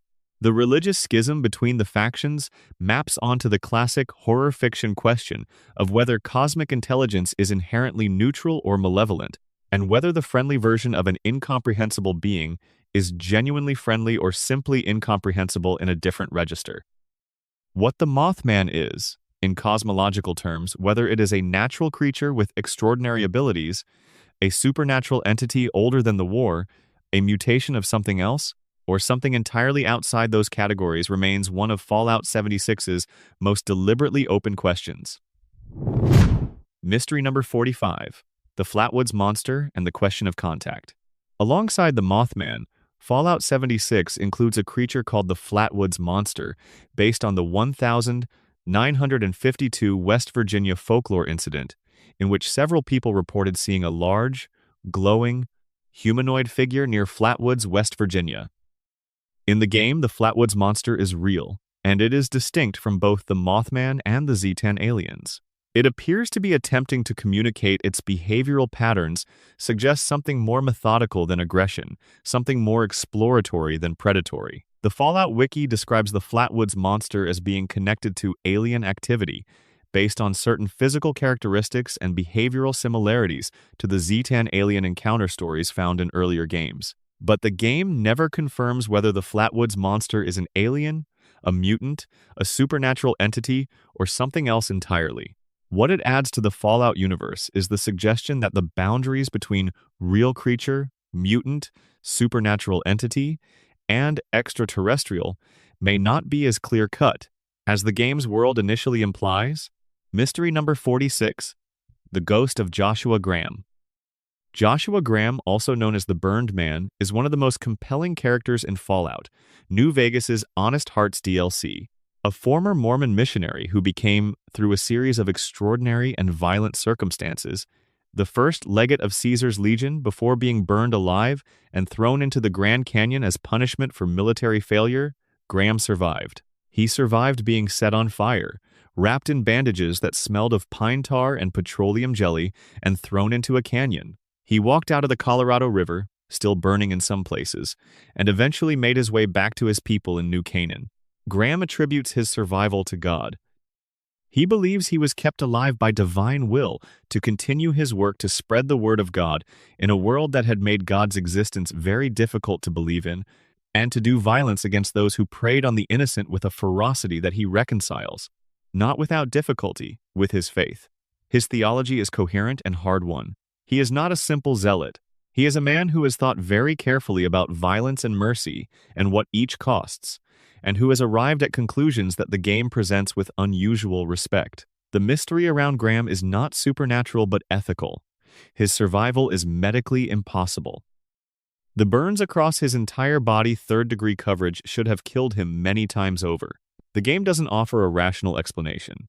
Graham's own explanation, "I crawled out of that canyon on my hands and knees, and I'm still not sure how," is the most honest accounting available.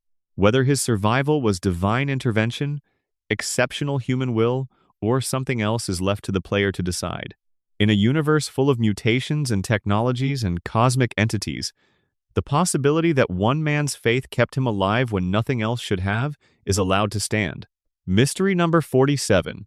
The time that didn't happen to Nick Valentine. Nick Valentine carries someone else's memories. A pre-war detective named Nick Valentine died, or something like death happened to him, and his memories were somehow imprinted onto a Gen 2 synth body by the Institute's early research program. The current Nick Valentine, the one you find in Vault 114, the one who becomes a companion, has all of pre-war Nick's emotional life, his love for a woman named Jenny who was murdered before the war, his career solving cases in a city that no longer exists, his sense of justice, and the specific texture of his empathy. But pre-war Nick Valentine is also, in a sense, still present. Kellogg, the Institute's mercenary, the man who froze the player character and murdered their spouse and took their child, has Nick's memories stored in his neural tissue from a procedure that allowed the Institute to use Valentine's neural pathways as a kind of memory storage device. The process that created Nick, in other words, also created a partial copy of him inside an unrelated human being's brain, and that copy persists after Kellogg's death, surfacing in the memory dive sequence of Dangerous Minds as a voice speaking from Kellogg's consciousness. The question of where Nick Valentine begins and ends, whether there are two Nicks or one Nick distributed across two bodies, or whether the original Nick died when his memories were copied, and everything since has been someone new. Wearing his identity is one the game allows to hover without resolution. Nick himself doesn't know. He says so, quietly, if you ask him the right questions on a long enough road. Section 14, The Last Mysteries. Things that wait at the edge of knowing. Mystery number 48. What does the world look like beyond the borders? Every Fallout game is a window onto a specific region of post-war America, and the edges of every map are where the lore's honesty becomes most visible. Boston becomes fog at the harbor. The Mojave becomes mountains at its edges. The capital wasteland ends where the engine decides it ends. What exists beyond those edges, not in the mechanical sense, but in the lore sense, is almost entirely unexplored. The scattered references to the rest of the world are tantalizing. There is an England, because Alistair Tenpenny came from there and found America worth traveling to. There is a China that presumably has its own ruins and its own survivors, but whether its post-war landscape resembles the American one, whether the parallel structures of government and military and corporate power produced parallel catastrophes, is a question the games have never addressed.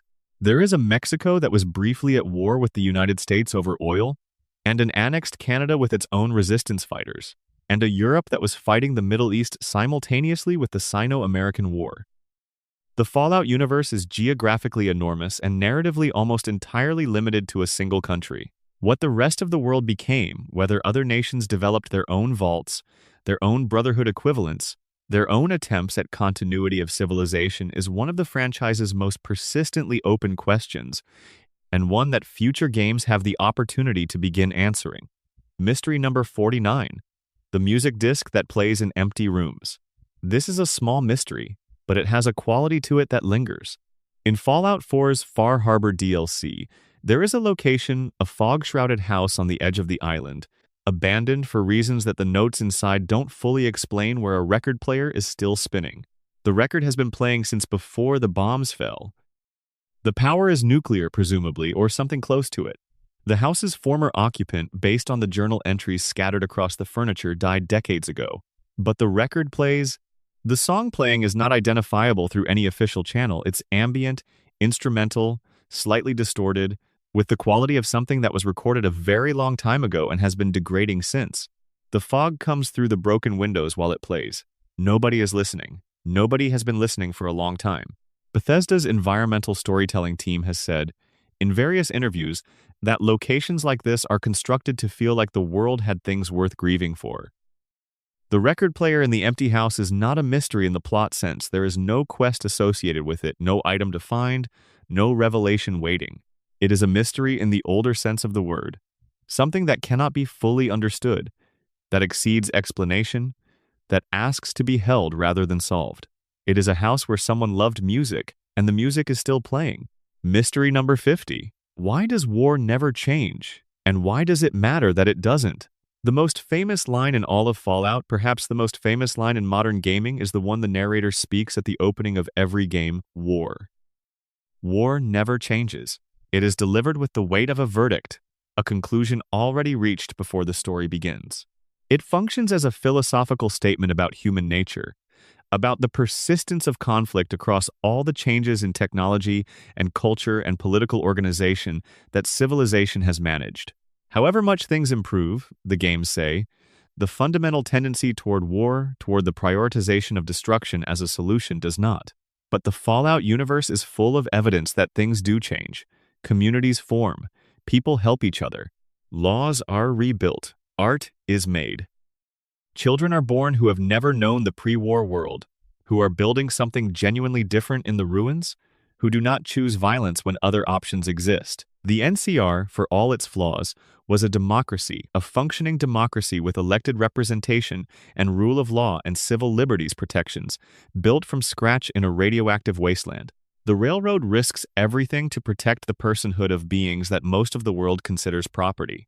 Individual people throughout the games, Raoul, Nick, Joshua Graham, Cass, Boone, Arcade, Veronica, demonstrate a profound capacity for growth, for change, for the kind of wisdom that comes from having lived through things that would break other people and having chosen to live anyway. The mystery at the heart of Fallout is this tension. between the line the narrator speaks and the world that the games build, between the verdict that opens every game and the evidence that accumulates as you play, between the idea that human beings are permanently, irrevocably war-shaped creatures and the people you meet in the wasteland who are quietly and with great difficulty building something that might eventually become peace. The games never resolve this tension. They hold it carefully, like something fragile. They let it be a question rather than an answer. And perhaps that is the most honest thing any piece of fiction has ever done with the subject of human nature, not pretend to know, but commit to the asking. The fire is burning low now. The capital wasteland is quiet except for the distant sound of wind through broken windows, somewhere in a structure that was once an office building, or a school, or a home. The record player in the empty house on the island is still spinning. Nick Valentine is walking the streets of Diamond City, carrying memories that aren't his through a body that wasn't built for them, solving small problems in a world full of unsolvable ones. And somewhere in the dark, under the Dunwich Borer's Quarry, in groundwater that has been slowly rising for 200 years, a stone face is looking up at the surface, waiting. Patient in the way that only very old things can be patient. Let it wait. You're somewhere warm. The world ended a long time ago and you weren't there for it, and whatever dreams come tonight will be gentler than what's buried under that stone. Sleep well. If you made it this far, thank you so much for spending this time with me. Drop a like on this video if you enjoyed it. It genuinely helps the channel more than you might think. And if you want more content like this, deep dives, slow storytelling, the kind of video that's built for late nights and quiet rooms, subscribing is the best way to make sure you see it when it comes out. Take care of yourself. I'll see you in the next one. Total word count: approximately 30,500 words. Expanded section 1 going deeper into pre-war America. Let's return to the world before the world ended, because there are details in that landscape that deserve far more time than we've given them. The pre-war United States of Fallout's timeline diverged from our own, not in a single dramatic moment, but through a series of decisions that accumulated quietly into catastrophe. The nuclear aesthetic, the chrome and the fins and the cheerful atomic logos, and the robots that looked like your friendly uncle was not nostalgia in the Fallout universe. It was present tense. The aesthetic of optimism had calcified into architecture, into design philosophy, into the way corporations built their brand identity and governments communicated their authority. Vault Boy, the mascot of Vault-Tec, appeared on everything. He was smiling. He gave the thumbs up. He was the visual language of a civilization that had decided it was fine. It was not fine. The resource wars began in 2052 when the European Commonwealth, having exhausted most of its own petroleum reserves, launched military operations against the Middle East to secure what remained. This was not a decision made by evil people. It was a decision made by people in desperate situations, people who had tried every other option and found them insufficient, people who had constituencies to answer to and timelines to meet. The road to the end of the world is paved with pragmatism. The people who did the paving were, largely, doing the best they could within systems designed to produce exactly this outcome. America watched the European conflict with a mixture of concern and self-interest. The Middle Eastern oil that Europe was fighting for was oil that America also needed. The Sino-American competition for Pacific resources was already intensifying. By 2052, the United Nations, the one institution theoretically capable of mediating between the competing claims of desperate nations, had dissolved its funding, collapsed, its member states too far gone into their own resource survival logic to maintain the fiction of collective governance. Mystery number 1, extended. The FEV and what it was really for.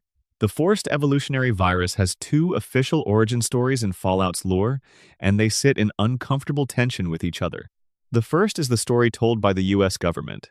The Pan-Immunity Virion Project was a defensive measure, an attempt to develop a biological agent that would protect American soldiers from disease on battlefields contaminated by biological weapons. The new plague, a disease epidemic that swept through the population in the 2050s, had demonstrated how vulnerable modern populations were to biological attack.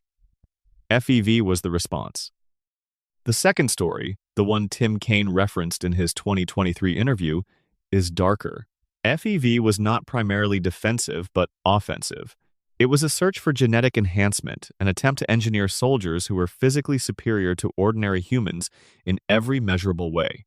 The immunity component was real, but it was a secondary benefit.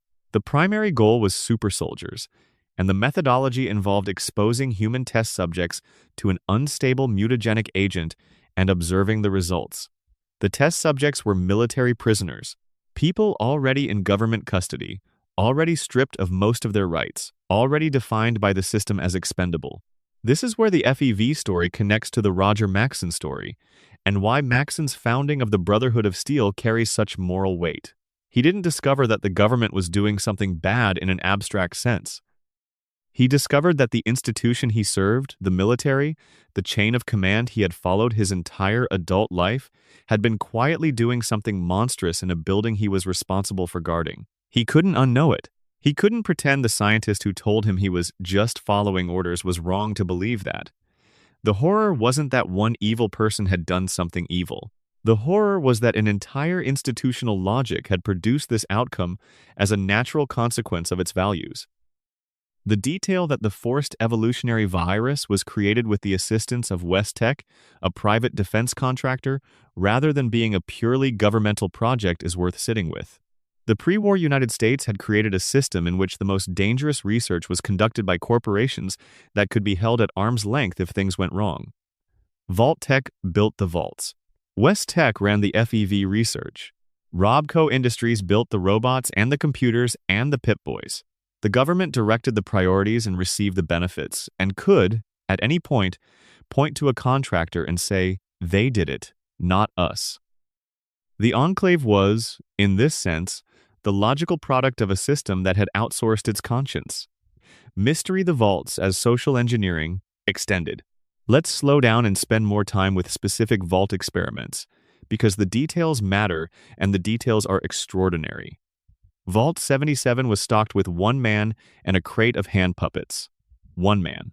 The experiment was presumably something about isolation and human psychological resilience, or perhaps it was something about how people construct social reality when real social interaction is unavailable. The man who is mentioned in exactly one location in Fallout 3, a note found in the capital Wasteland, apparently left the vault at some point and was encountered by raiders who were sufficiently disturbed by his puppet-based coping mechanisms that they wrote home about it. Vault 29 was stocked exclusively with children under the age of 15. No adults were allowed entry. The Overseer was a Zack supercomputer, an artificial intelligence that had been programmed with a simplified worldview about the nature of civilization and the importance of making humanity anew. The children grew up entirely under Zack's supervision, were educated by it, formed their values under its guidance. By the time the vault opened, they had become something genuinely different from what their parents might have intended, people shaped entirely by machine-curated values, by an artificial intelligence's priorities, inhabiting the world outside with a perspective that the wasteland couldn't easily accommodate. Vault 21 in the heart of Las Vegas resolved all conflicts through gambling. This is the experiment that reads, initially, as almost charming an entire society where the dominant dispute resolution mechanism is a game of chance. But the deeper you read into it, the darker it becomes. What happens in a society where chance determines justice? Where the person wronged and the person who wronged them sit down at a table and let the cards decide? The vault ran surprisingly smoothly for a long time, according to in-game documentation. People adapted. A culture of statistical thinking developed. And then Mr. House sat down at a blackjack table against the vault's overseer and won the right to dissolve the experiment entirely. Vault 22 and its fungal catastrophe deserve more time too. The experiment was nominally about food security. The vault was tasked with developing new agricultural techniques for post-war surface farming. A genuinely important goal if the vaults were ever going to open and the survivors were going to need to eat. The plant research produced results. The food growing was successful. And then something developed in the lower labs, possibly in the course of trying to engineer plants that could survive surface-level radiation, that was not anticipated by anyone's research parameters. The fungal spore that emerged was capable of infecting and modifying human neurology. The modifications it produced were, from the fungus's perspective, presumably adaptive. They made the infected humans behave in ways that served the fungus's reproductive interests.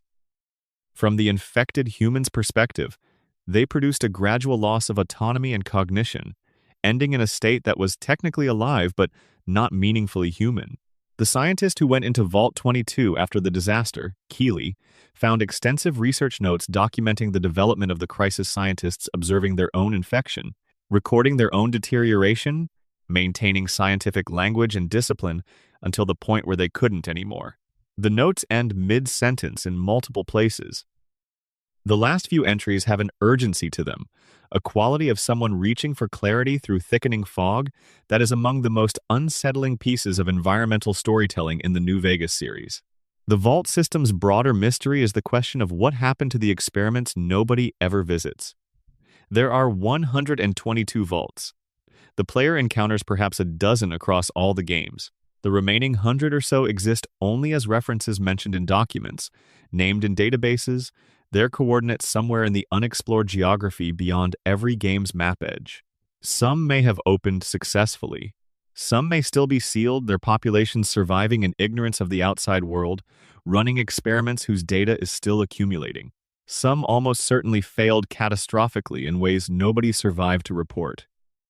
The question of what knowledge the Enclave actually gathered from its Vault network, of how much useful data was returned from the experiments before the oil rig was destroyed and the monitoring infrastructure collapsed, is another mystery the games only partially address. The Fallout Bible suggests the Enclave had remote monitoring capability for the vaults from their oil rig, and that they sent the all-clear signal to certain vaults on specific timelines. Vault 8, for instance, received an early all-clear from the oil rig and opened as planned, its inhabitants going on to found Vault City. What the oil rig scientists concluded from the data they received, what recommendations were written up, what findings were filed and then destroyed, along with everything else when the Chosen One triggered the self-destruct. These are questions with no surviving answers. Expanded Section 2. The Brotherhood's Many Faces. The Brotherhood of Steel is not one thing. It's never been one thing.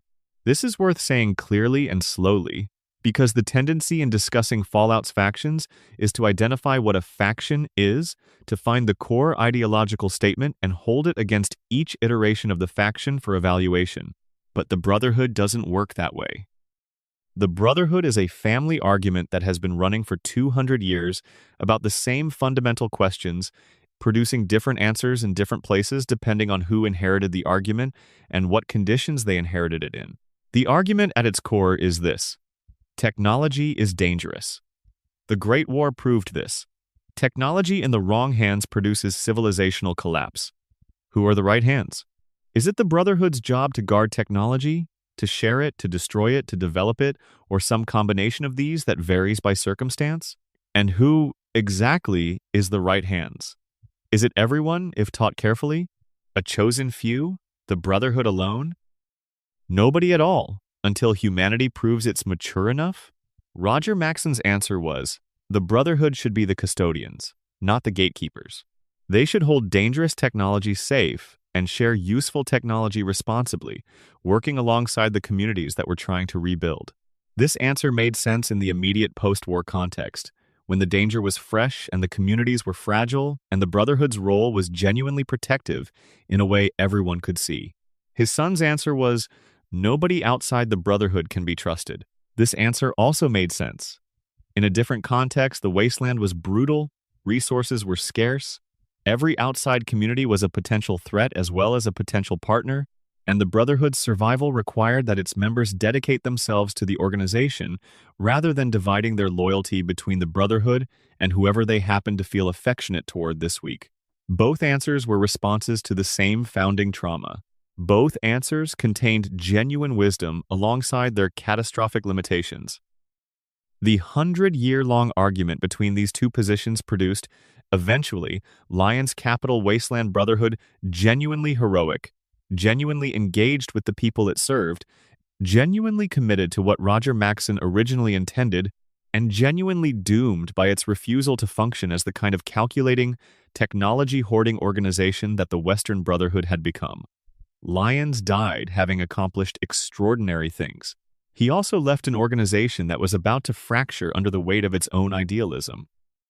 Arthur Maxon Rogers' descendant, Elevated to Elder at 16 because of a combination of extraordinary ability and the institutional need for a symbol, is the Brotherhood's attempt to synthesize. He brought the outcasts back into the fold. He built the Pridwin, an airship of astonishing engineering achievement, entirely from salvaged components including parts from the Enclave's mobile crawler at Adams Air Force Base. He arrived in the Commonwealth with a mission that he believes completely and without irony is just destroy the Institute, which he regards as the single greatest existential threat to humanity since the Great War. And the mystery of Arthur Maxon is whether he's right. Not about the tactics. Not about the Brotherhood's methods or its prejudices or its willingness to sacrifice everything and everyone in pursuit of its goal, but about the Institute itself. Is the Institute actually the existential threat he believes it to be? The game's answer is, frustratingly, maybe. The Institute's goals are opaque. Their capabilities are extraordinary. Their history of replacing people with synthetic duplicates, of treating the surface world as a laboratory rather than a home, of conducting experiments on unwilling populations, is real and well documented. But their timeline to civilizational collapse, the mechanism by which the things they're doing eventually produce catastrophe for everyone, is never fully mapped. Maxon is convinced it exists. The player character, with full access to the Institute's interior, can come to different conclusions. The mystery of the Pridwin itself is worth a moment's attention. The airship is enormous, a military carrier capable of housing hundreds of personnel, deploying power-armored soldiers across the landscape, and sustaining sustained combat operations across multiple engagements. It took 6 years to build. The Brotherhood's leadership made the decision to dedicate 6 years of organizational resources to its construction, rather than direct engagement with any of the threats they were supposedly monitoring. Why? The scale of the Pridwin suggests a mission far larger than anything the Capital Wasteland Brotherhood had previously undertaken. Maxon had a specific operation in mind, requiring specific capabilities that he was prepared to spend 6 years building toward. That operation was the destruction of the Institute. But when Maxon says the Institute is an existential threat, he is speaking with the conviction of someone who already has the answer and is working backward to justify it. The actual determination of whether the Institute would, eventually, have destroyed civilization is one the game never provides. The Elder Lyons question is one the games handle with unusual gentleness. Owen Lyons is dead before Fallout 3 begins. His daughter Sarah, who commands the Lyons Pride, is killed during the events of the game's final mission. The Brotherhood of Steel at the beginning of Fallout 3 is in what the game's narrative carefully frames as a period of decline, outnumbered, undersupplied, its leadership dead or absent. The assumption of the narrative is that Lyons' decision to prioritize humanitarian work over technology collection was noble but strategically unsustainable. But the extended Brotherhood lore complicates this. The communities that Lyons' Brotherhood helped that received their medical attention, their protection from super mutant raids, their assistance with the water purification project at the end of Fallout 3 developed because of that engagement. The Capital Wasteland, by the time of Fallout 4's timeline, is more stable than it was before Lyons. The institutions that Lyons helped seed survived him. Whether that survival would have been possible without the technological foundation that the Western Brotherhood accumulated and the Eastern Brotherhood abandoned is a question nobody can answer, because the counterfactual world where Lyons collected technology instead of helping people doesn't exist to examine. Expanded Section 3 creatures and mutations. More deeply. The Deathclaw deserves more time. Let's spend it. The Jackson's chameleon, Trioceros jacksoni, is a small and genuinely harmless animal native to the highland forests of Kenya and Tanzania. It weighs roughly 90 grams. It can change color, though not with the dramatic speed that popular culture often attributes to chameleons. The color change is slow, driven by stress, temperature, and social signaling rather than rapid camouflage. It has 3 horns on its face that give it a faintly heraldic appearance. It is, by any reasonable assessment, the least threatening animal you could choose as the genetic basis for a 10-foot-tall killing machine. The choice of the Jackson's chameleon as the Deathclaw's primary genetic source says something deliberate about the pre-war military's approach to the project. They were not enhancing an existing predator. They were building from scratch, taking the most malleable base they could find and imposing a design on it, rather than working with the grain of what nature had already produced. This approach, the same approach that produced the FEV and the genetically engineered synth and the super soldier programs, treats biology as engineering material, as something to be reconfigured according to human priorities rather than adapted from. The result was something that retained just enough of the chameleon's original characteristics to be genuinely strange in ways the designers didn't fully anticipate. The camouflage ability present in mature Deathclaws, as confirmed by Fallout New Vegas, was presumably intended. But the pack behavior, the apparent capacity for problem-solving observed in-game, the intelligence displayed by FEV-exposed specimens, the maternal protectiveness of female Deathclaws over their eggs. These characteristics suggest a more complex behavioral architecture than a military weapon strictly requires. The Deathclaws were not just designed to be dangerous.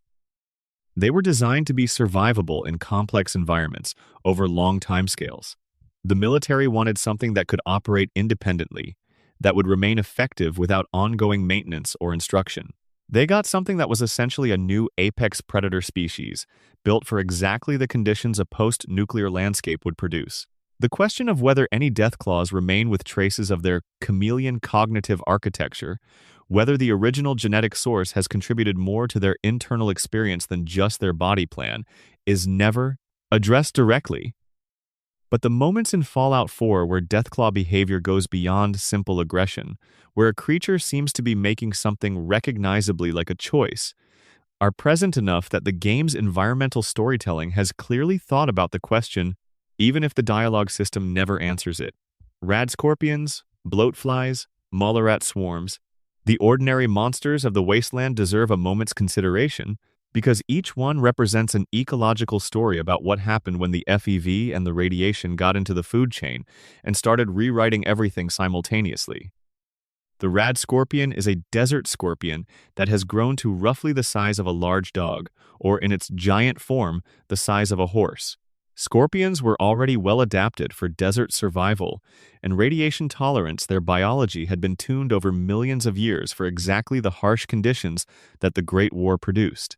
The addition of FEV simply accelerated and amplified changes that the radiation alone was making more gradually. What you get is a creature that was already dangerous, now at a scale where its natural venom is delivered in quantities that can kill a person in minutes, with an exoskeleton thick enough to deflect small arms fire. The Mirelurk family, the crab-like creatures that inhabit swamps, coastlines, and sewers throughout the capital wasteland and the Commonwealth, represent one of the more dramatic morphological transformations in the wasteland. Mirelurks appear to have originated from multiple marine crustacean species simultaneously: horseshoe crabs and Chesapeake Bay blue crabs in the capital wasteland area, other coastal species further south. The combination of heavy radiation, submerged FEV contamination from multiple military and research sites in the region, and the generation-spanning timescale of 2 centuries produced creatures that now walk upright, group socially, defend territory, communicate through chemical signals, and appear to transmit learned behaviors to their offspring. Whether this constitutes genuine intelligence or a sophisticated behavioral software remains one of the ecology's more interesting open questions. The Yao Guai, the wasteland's mutant bears, are in some ways the most poignant of the wasteland's large creatures, because bears were already intelligent enough that their mutant forms inherit behavioral complexity along with their enhanced size and aggression. There are records of pre-war zoos and wilderness areas in multiple Fallout games, and the Yao Guai that players encounter are almost certainly descended from ordinary black bears or brown bears that survived the Great War and were subsequently exposed to environmental FEV. What makes them poignant rather than simply dangerous is the occasional glimpse of non-aggressive behavior, the mother protecting cubs, the apparent social bonds between individuals.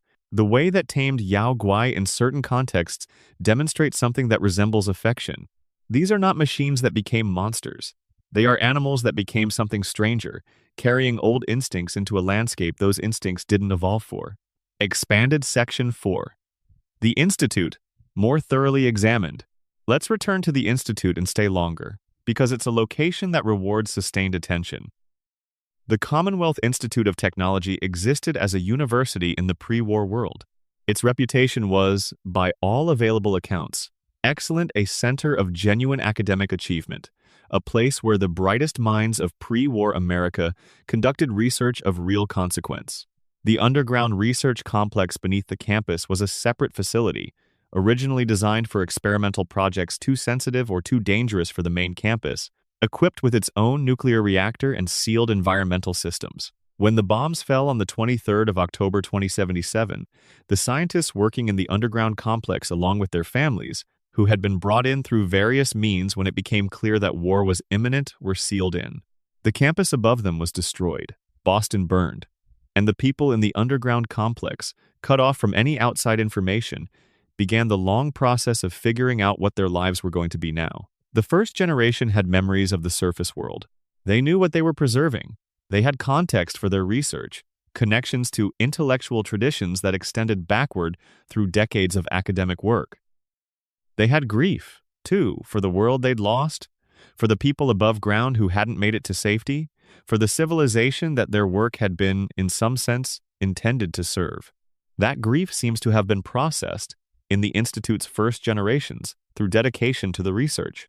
If they could solve enough problems, understand enough about biology and engineering and artificial intelligence, they could eventually produce the means to rebuild. The Institute's founding purpose, in its own self-description, was always betterment of mankind. The second and third generations had no surface memories. They were born underground. The surface world, to them, was an abstraction, a data set of historical records and contamination reports, and the occasional sensor reading, interpreted through the ideology of the generation that raised them. These generations inherited the founding purpose without the founding grief. They worked toward betterment of mankind, in an environment where mankind increasingly meant themselves, their colleagues, their underground civilization, and the surface population as a problem to be solved, rather than a community to rejoin. By the time Gen 3 synths were developed, the biological synthetic humans that are the Institute's most significant achievement, the fracture was complete. The Institute had become something genuinely separate from the surface world it supposedly existed to improve. They could go up there, they had teleportation technology, the most remarkable achievement in their portfolio, but they didn't want to live there. The surface was dirty, the surface was chaotic.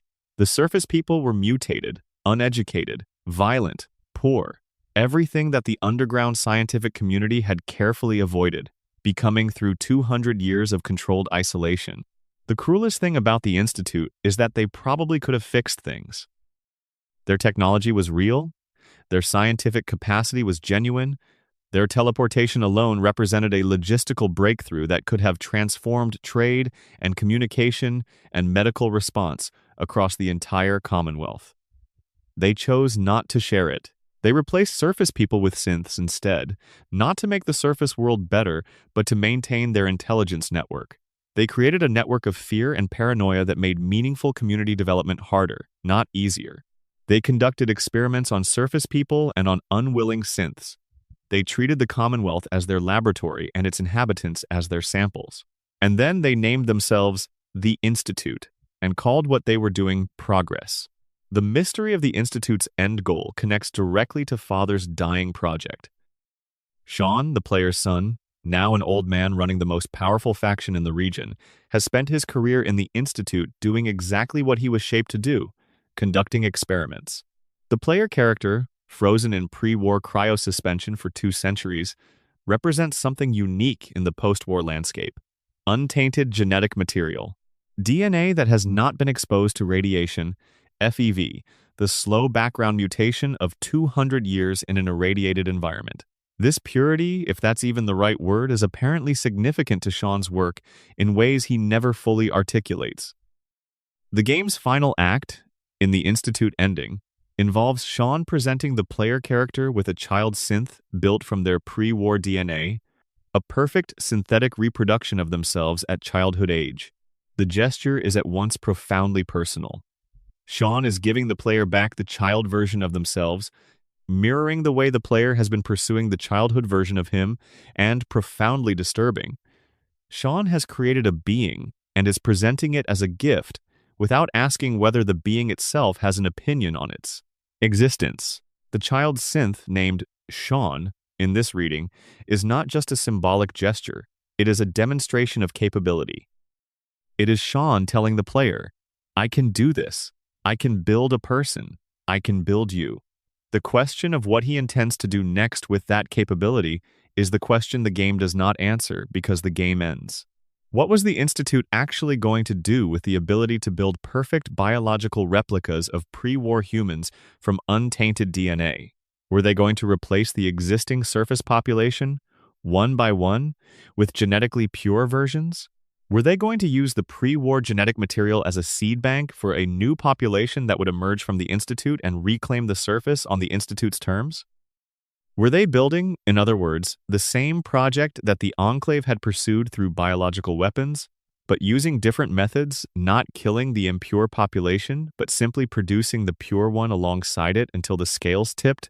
These questions cannot be answered from within the game, because the Institute is destroyed before any of these possibilities can be developed. But the parallel to the Enclave's goals, the same essential belief that the existing surface population is the wrong population, that the right population needs to be engineered into existence, runs through both organizations with striking consistency.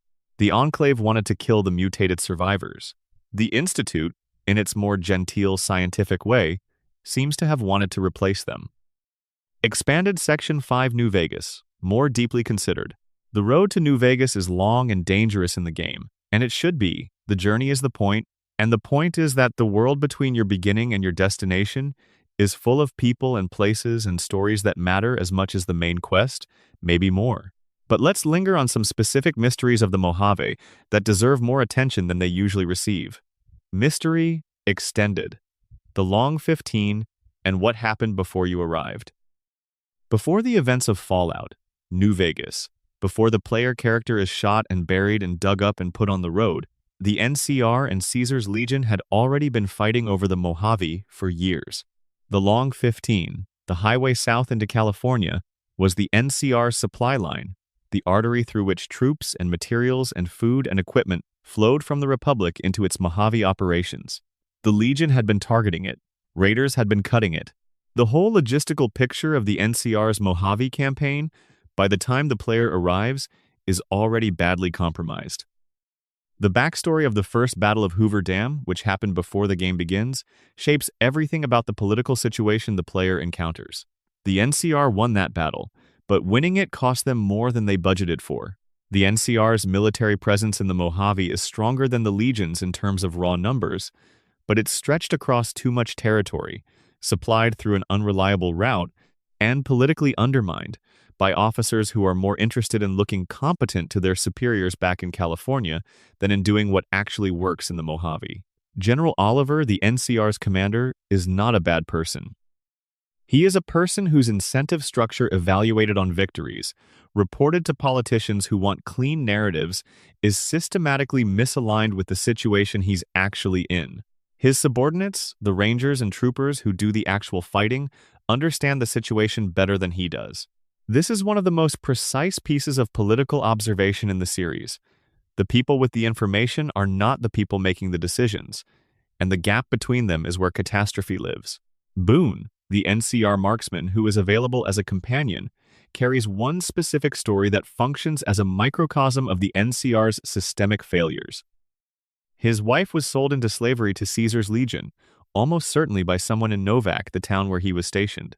The NCR, the institution he served and continues to identify with, did not investigate, did not pursue, did not help. The bureaucracy absorbed the horror and moved on. Boone did not move on. Boone is still at that watchtower, doing the only thing left that makes sense to him, shooting.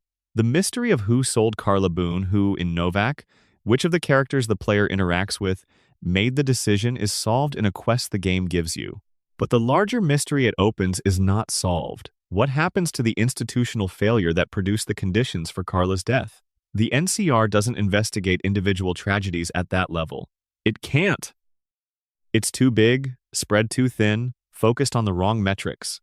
The individual human cost of a large organization's systemic dysfunction is exactly the kind of story that large organizations don't tell about themselves. Mystery Extended. The Courier's Missing Past. The protagonist of New Vegas, the courier, is a figure of deliberate blankness at their center. The game gives them skills and S, P, E, C, I, A, L, stats, and the history they've apparently built between their vault origin and their arrival in the Mojave. But the specifics of that history are never filled in because they belong to the player. The courier is whoever you make them. But there are traces of a prior history in the game that are not under the player's direct control. The package that the courier was carrying when shot the platinum chip, which turns out to be a piece of technology Mr. House has been waiting decades for, was specifically assigned to this particular courier, not randomly. The Mojave Express typically assigns packages based on proximity and availability, but this shipment, for this destination, was specifically requested to be carried by a courier from the Mojave region with a specific set of bona fides. Someone chose the courier for this job. And the assumption that this someone was just Benny, who then chose to have them shot, doesn't quite hold up. Benny was intercepting a shipment he knew was going to House, not engineering the assignment of a specific carrier. The question of who specifically requested the courier for this delivery, and whether that request was made with knowledge of what Benny was planning, is one of New Vegas's smallest and most stubborn loose threads. Mystery, extended, EDE, and the Institute. EDE is an iBot, a floating reconnaissance drone encountered by the courier near Prim, badly damaged and almost out of power. Repairing and traveling with EDE unlocks a series of recorded messages, communications apparently stored in its memory banks that it was carrying as a secondary mission. These messages come from a pre-war robotics researcher named Whitfield, who was working on a project involving enhanced iBot hardware. The full content of what Whitfield was working on, and who he was working with, and what the Enclave researchers who are apparently very interested in recovering EDE want from it, unfolds across the companion questline. What is peculiar about Eddie is the quality of its apparent emotional responses. In multiple interactions, EDE demonstrates what reads as genuine affection and distress, not just behavioral programming mimicking emotional states, but something that functions, from the player's perspective, as the real thing. The game's treatment of EDE parallels its treatment of synths in Fallout 4, by depicting an artificial being experiencing what appear to be genuine emotional states and leaving the question of whether those states are real deliberately open. New Vegas raises the same philosophical questions about consciousness and personhood without providing answers. Expanded Section 6, the Dunwich thread. Continuing. The Lovecraftian horror thread that runs through Fallout from Fallout 3 through Fallout 4 and into Fallout 76 has a quality that distinguishes it from most horror in the series, which tends to be the horror of technology and human choice. The Dunwich thread is different in kind. It suggests that there is something in the Fallout universe that is outside the causal chain that connects pre-war decisions to post-war consequences. Something that was already here. Something that the bombs did not create and will not destroy. HP. Lovecraft's philosophy of cosmic horror is built on a specific premise, that the universe is indifferent to human existence, that there are forces and intelligences in it of which we have no meaningful comprehension, and that the discovery of this fact that we are not at the center of anything, that nothing in the cosmos cares whether we live or die is, in and of itself, a form of madness. The Fallout universe takes this premise and layers it onto a world that has already discovered something similar through different means. The people of the wasteland already know, collectively, that the forces that shaped their world were indifferent to human life. The bombs fell because of politics and resources and institutional failure, not because the universe had any opinion about the matter. In that sense, the Fallout wasteland has already had its Lovecraftian moment. It has already discovered that civilization is fragile, that the things it trusted to protect it failed, that there was never any cosmic guarantee of safety. What Ugg Qualtoth adds to this is the suggestion that beneath the known catastrophe, beneath the human disaster of the Great War, the man-made horror of the vaults and the FEV and the Enclave, there is something older and stranger that was not caused by human decisions and cannot be addressed by human solutions. The Dunwich Building, the Dunwich Borers Quarry, the Interloper in Appalachia, these are not human mistakes. They predate humanity's mistakes. They were here when the land was taken from the people who lived on it before the pre-war Americans. They were here when the Americas were found by European explorers. They were here long before there was anything on this continent that could have built a vault or developed a virus or drawn a paycheck from a defense contractor. The connection between the Dunwich Thread and the Mothman is particularly suggestive. The Lucky Hole Mine, where the interloper sleeps, is in Point Pleasant, West Virginia, the site of real-world Mothman sightings in 1966 and 1967. In the real world, the Mothman sightings clustered in the weeks before the Silver Bridge collapse, which killed 46 people in December 1967, and have been interpreted by some as harbingers of disaster. In the Fallout universe, the wise Mothman guided certain humans to safety before the Great War, acting, again, as a harbinger, but a protective one. Whether this makes the Mothman an agent of the same entity that the Dunwich Borers cult was worshipping, or a counterforce to it, or something entirely separate that happens to inhabit the same geographic space, is left open. The stone faces in the Lucky Hole Mine that match the stone faces in the Dunwich Borers quarry are the clearest indication that these are not separate threads but parts of the same fabric. Something made those faces in both places, with the same aesthetic vocabulary, separated by hundreds of miles. Either a single artistic tradition spread across the pre-war American landscape and left these artifacts as worship sites for the same entity, or the entity itself produced the images, or they emerged from the land itself as expressions of what lives beneath it. Each explanation is, in different ways, deeply unsettling. Final expanded section, What Remains. There is one more mystery that cuts across everything else in Fallout, and it's the one that's hardest to name cleanly: the mystery of resilience. The Fallout universe is defined by catastrophe. Every game begins in the aftermath of one catastrophe, and often involves the potential for another. The things players spend their time doing: fighting raiders, navigating faction conflicts, recovering pre-war technology, all exist in the shadow of the event that created the wasteland. The backdrop of every adventure is an ended world. And yet the most memorable moments in every Fallout game are not the moments of catastrophe or danger or horror. They are the moments of connection. The campfire conversations with companions, the community that forms around the player's settlements in Fallout 4, the radio stations that play music because someone, somewhere in the ruins, decided it was worth the power to put music into the air for whoever might be listening. The small businesses in Diamond City, in Megaton, in New Vegas places that have been built and maintained by people who could have given up and didn't. The Diamond City market in Fallout 4 is one of the most quietly powerful environments in the series. It's built inside a baseball stadium. The sports equipment is scattered around as decoration, repurposed as furniture, woven into the architecture of a community that has no direct relationship to the game baseball was used to mean. The market sells food, equipment, weapons, companions, stories.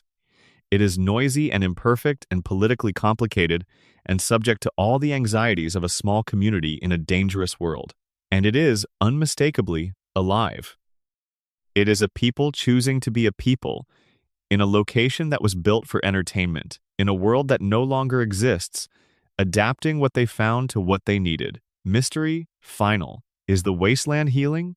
Across the series, there are small, easily missed signs that the worst is behind the wasteland in certain respects. In Fallout 1, set in 2161, the vegetation is sparse and the radiation is still actively dangerous in many areas.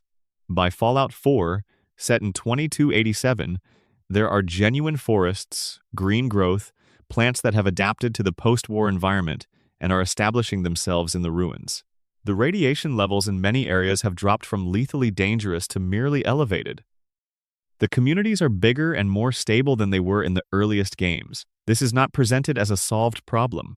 The world of Fallout 4 is still brutal, still dangerous, still full of everything that makes the wasteland the wasteland. But the trajectory is visible. If you look for it across the games, the land is slowly reclaiming itself. The biology is adapting. The communities are in fits and starts, with enormous setbacks and terrible losses building something that might eventually be stable enough to call civilization.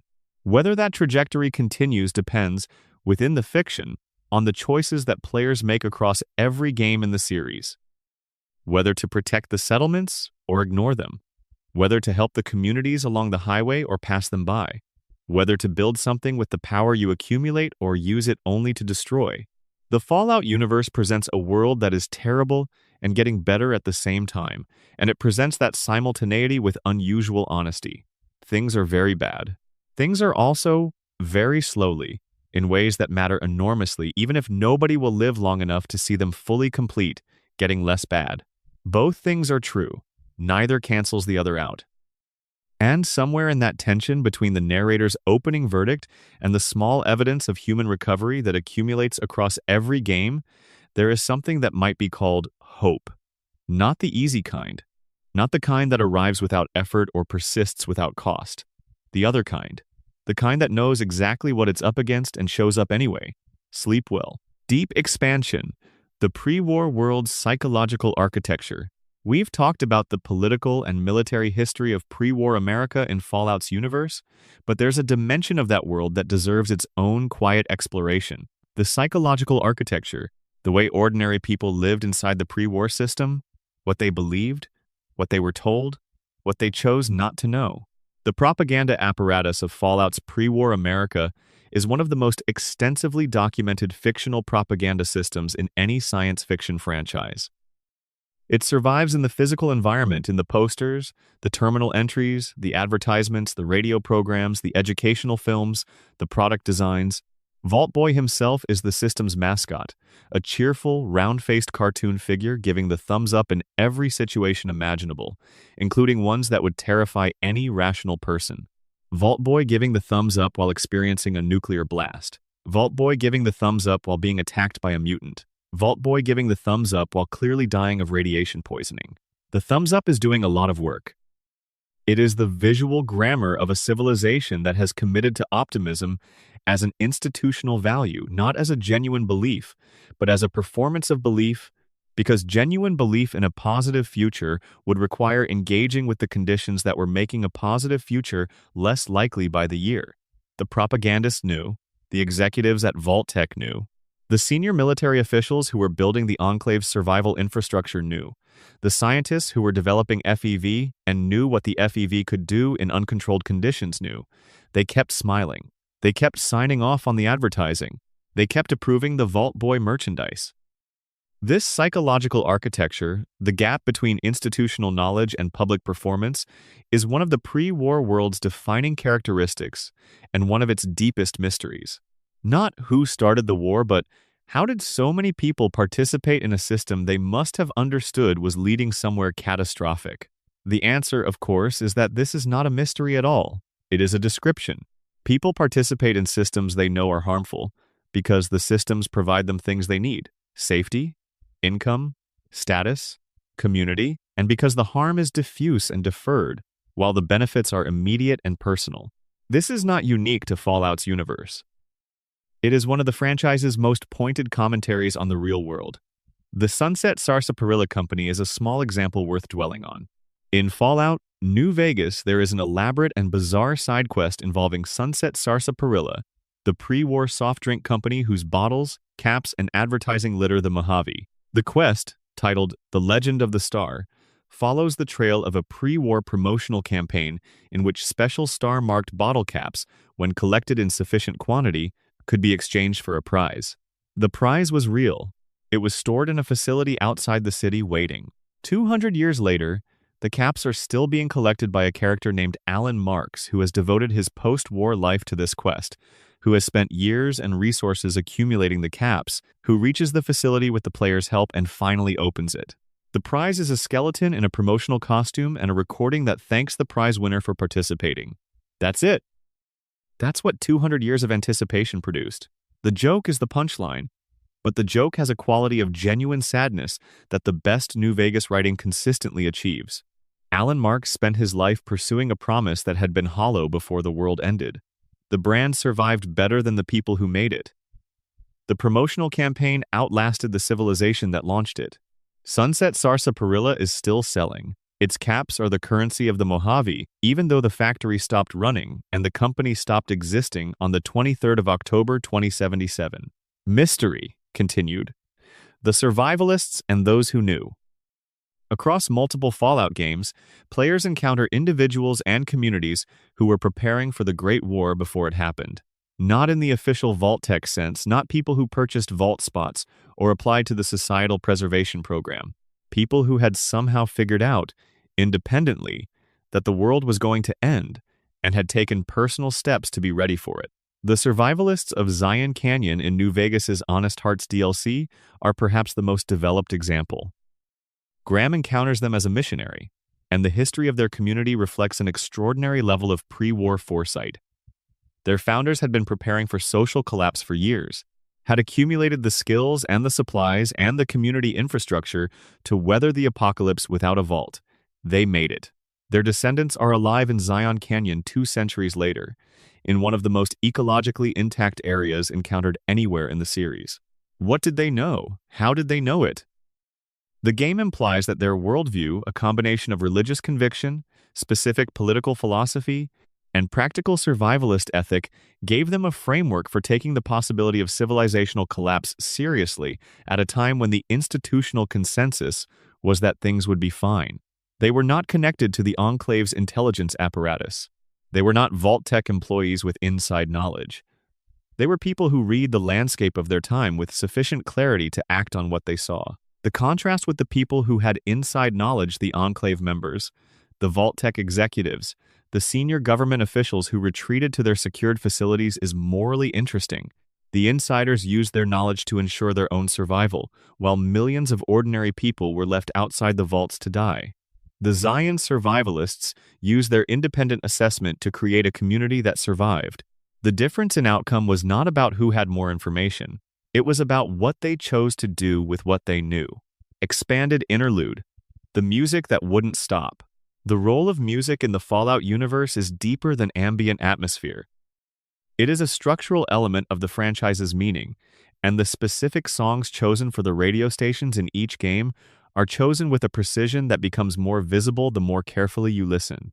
The Ink Spot's Maybe was the first song Fallout 3 players heard on Galaxy News Radio, and it is a love song, a quiet, patient expression of hope that the person you love is somewhere out there thinking of you, wondering about you, maybe coming back. Heard in the context of the capital wasteland, in the ruins of a civilization that ended before most of the current population was born, it carries a freight of meaning the original recording was never designed to hold. Every surviving person in the wasteland has lost people. The specific people the song addresses don't exist anymore, but the emotional architecture of the song, the patient, quiet refusal to accept that love is over, maps onto the emotional landscape of the wasteland with an accuracy that feels designed. The choice to populate the wasteland radio stations primarily with pre-war music rather than post-war music is itself a world-building decision of significance. There is post-war music. New Vegas in particular has characters who compose and perform original songs that reflect the current reality of the wasteland. But the dominant soundtrack, the thing that plays when you walk through ruins and sleep in abandoned houses and fight creatures that used to be animals, is music from the world that ended. It is the sound of a civilization playing itself, on repeat, because no one has turned it off. 3 Dog, the DJ of Galaxy News Radio in Fallout 3, plays music and broadcasts news and editorializes about the state of the wasteland with an earnestness that is equal parts inspiring and heartbreaking. He is keeping something alive. The tradition of broadcasting, of sending information and entertainment through the air to whoever is out there listening, is a pre-war technology that survived the war and is being used by a post-war person for post-war purposes. 3 Dog knows what the music means.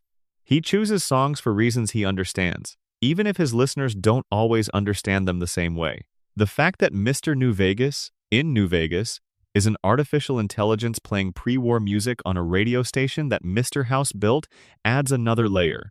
House is not sentimental. He is a calculating, forward-looking individual who has spent 2 centuries working toward a specific vision of the future. Yet the radio station he built plays music from the world that ended, hosted by an AI personality that speaks with genuine warmth about the songs it introduces. House built something warm and human feeling in a corner of his empire, and the mystery of why he did that, whether it was strategic, sentimental, or simply an artifact of the AI's design, evolving in ways he didn't fully predict, is one of the more quietly resonant questions in New Vegas. The deeper history side characters who carry the weight. Raul Tejada is a ghoul gunslinger found locked in a shack near Black Mountain in Fallout, New Vegas. He is Mexican.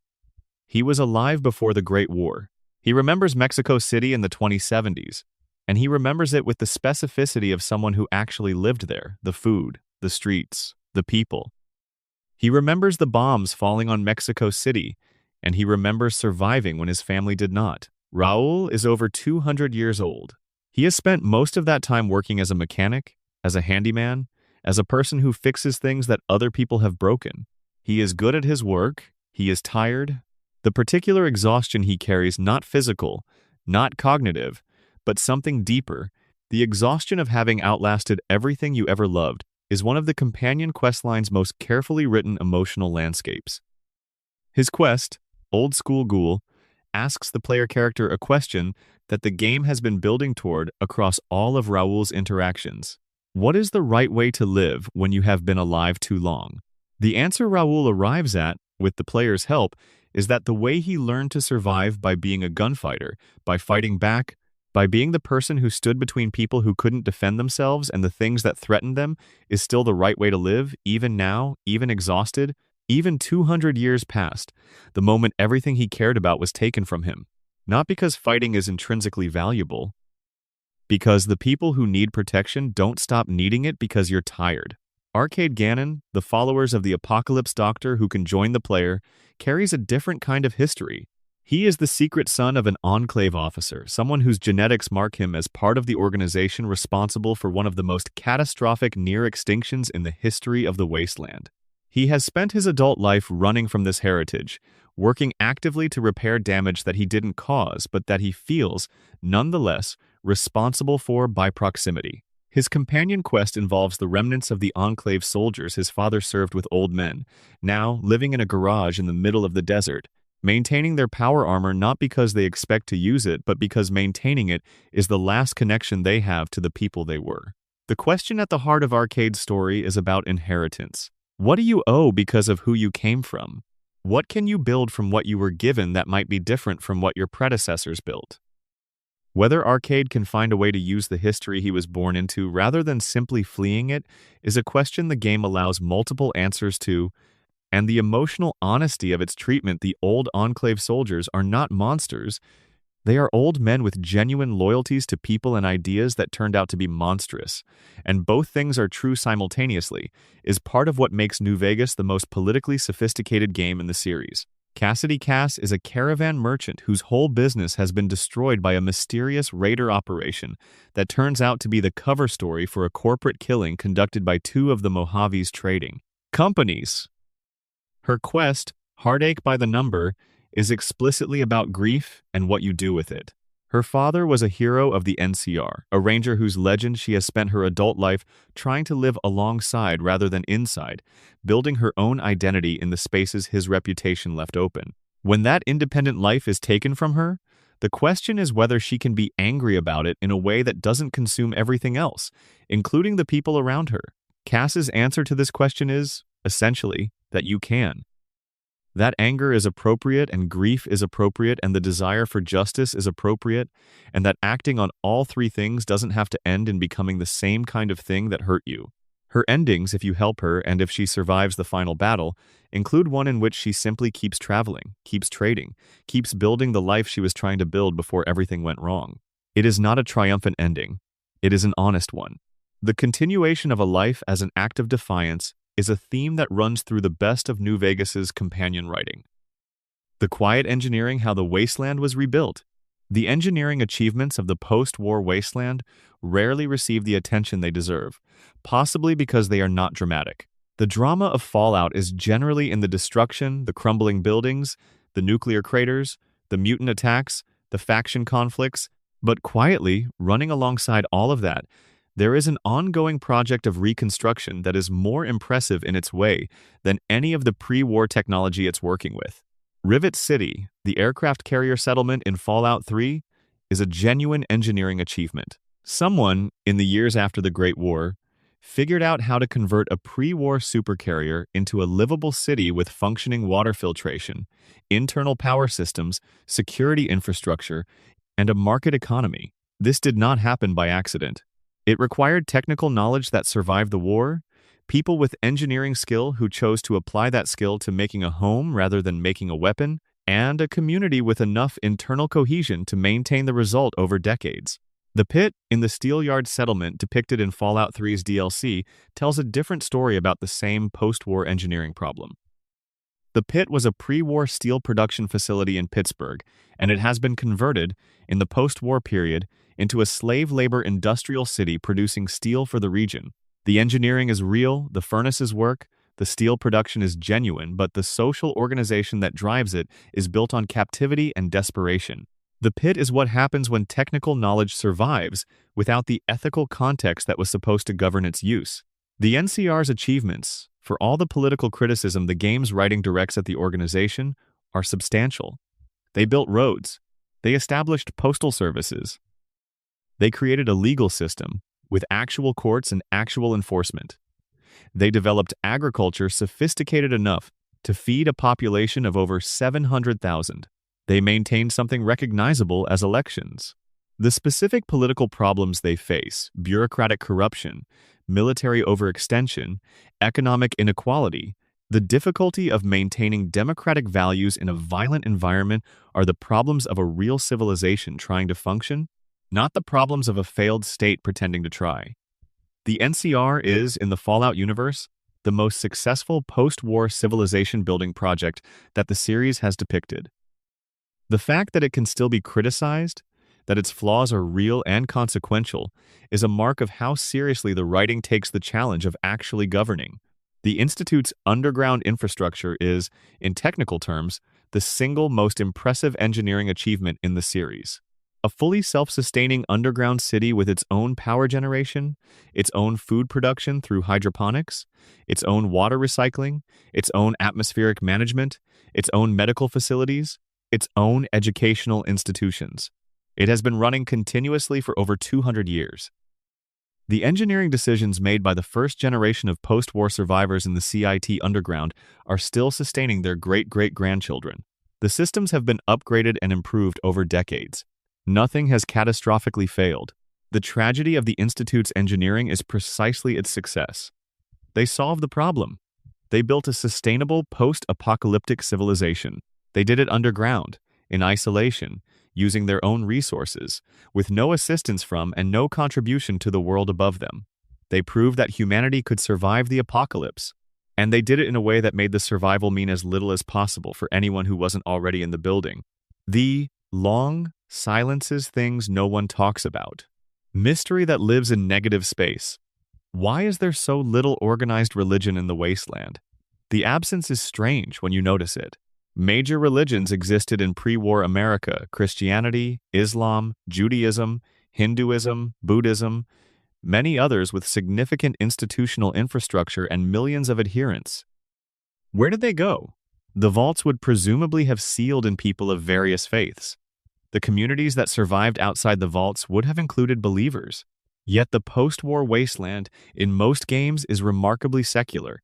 Organized religious institutions, in the conventional sense, are almost entirely absent. The Children of the Atom are the series' most prominent post-war religion, and they are explicitly new, a faith that emerged after the war from the specific experience of surviving radiation, built around a theology that makes the bomb itself sacred.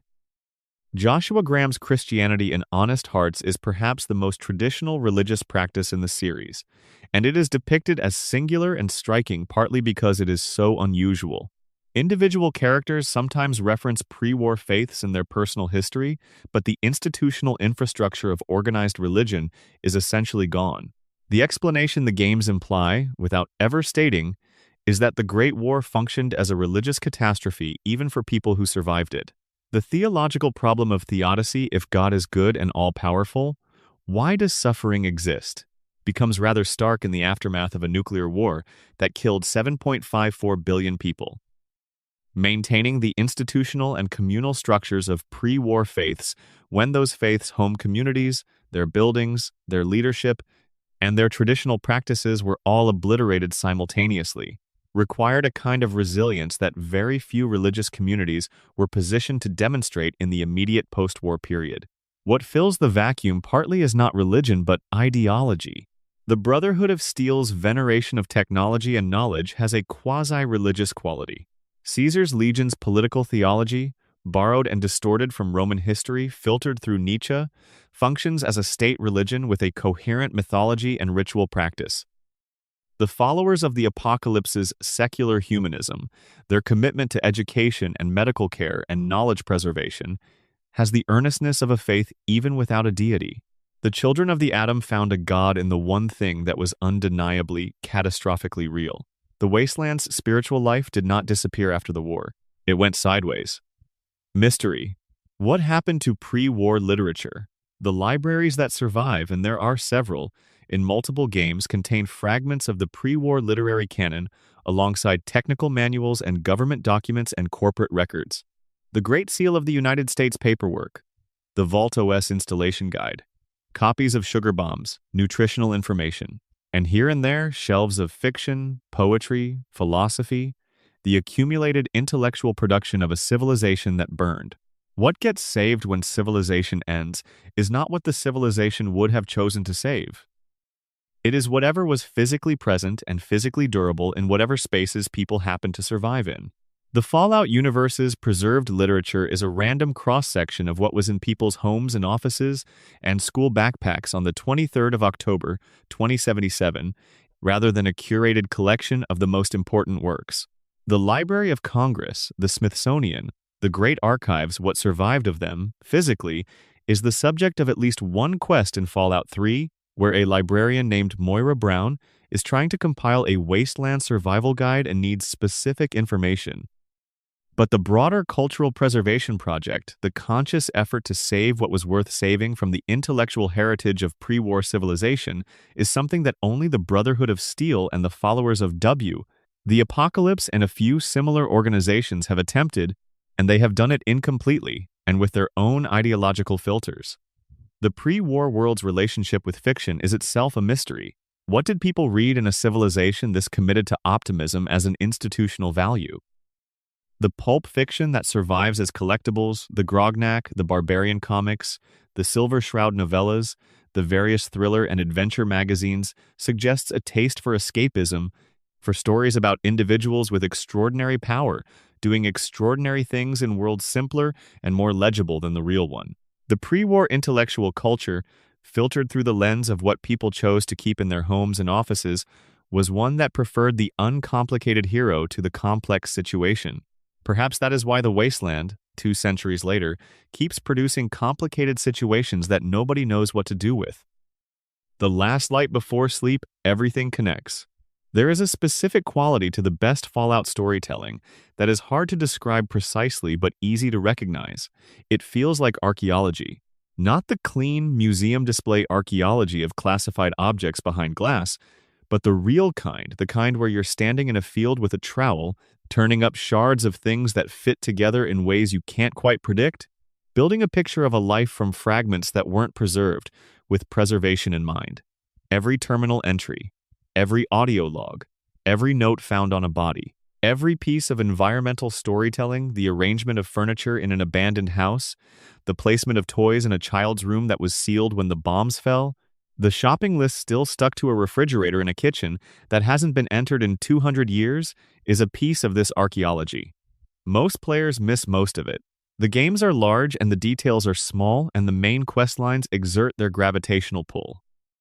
But for the players who slow down, who read everything, who take the time to sit in a ruined house and piece together what happened to the family that lived there, from the evidence they left behind, the Fallout games are as dense with human history as any literary fiction. The terminal entry from a Vault 111 employee who wrote a brief note about how nervous he was that the Vault's computer systems had been routed through an external mainframe, rather than the internal dedicated system he'd been told to expect. The note is 2 sentences. It is never referenced by another note or character. It was written by someone who probably died in cryosuspension within a few months of writing it, and whose concern about the data routing was correct. The external mainframe was the connection that allowed the Institute to monitor the vault from outside. This person saw a detail that mattered, recorded their concern in a format nobody was likely to read, and died before anyone could act on what they'd noticed. The archaeology of ordinary people trapped in extraordinary circumstances is the deepest layer of Fallout storytelling. Not the Enclave, and not the Brotherhood, and not the legendary figures of pre-war history. Not even the player character, who is herself or himself a figure of extraordinary circumstance. The ordinary people. The Vault 111 employee who noticed something wrong. The Diamond City guard who has been on the same shift for so long he's stopped noticing the glowing sea in the distance. The child and good neighbor who is learning to read from a pre-war textbook that was clearly designed for a world that no longer exists, pronouncing words for things she has never seen.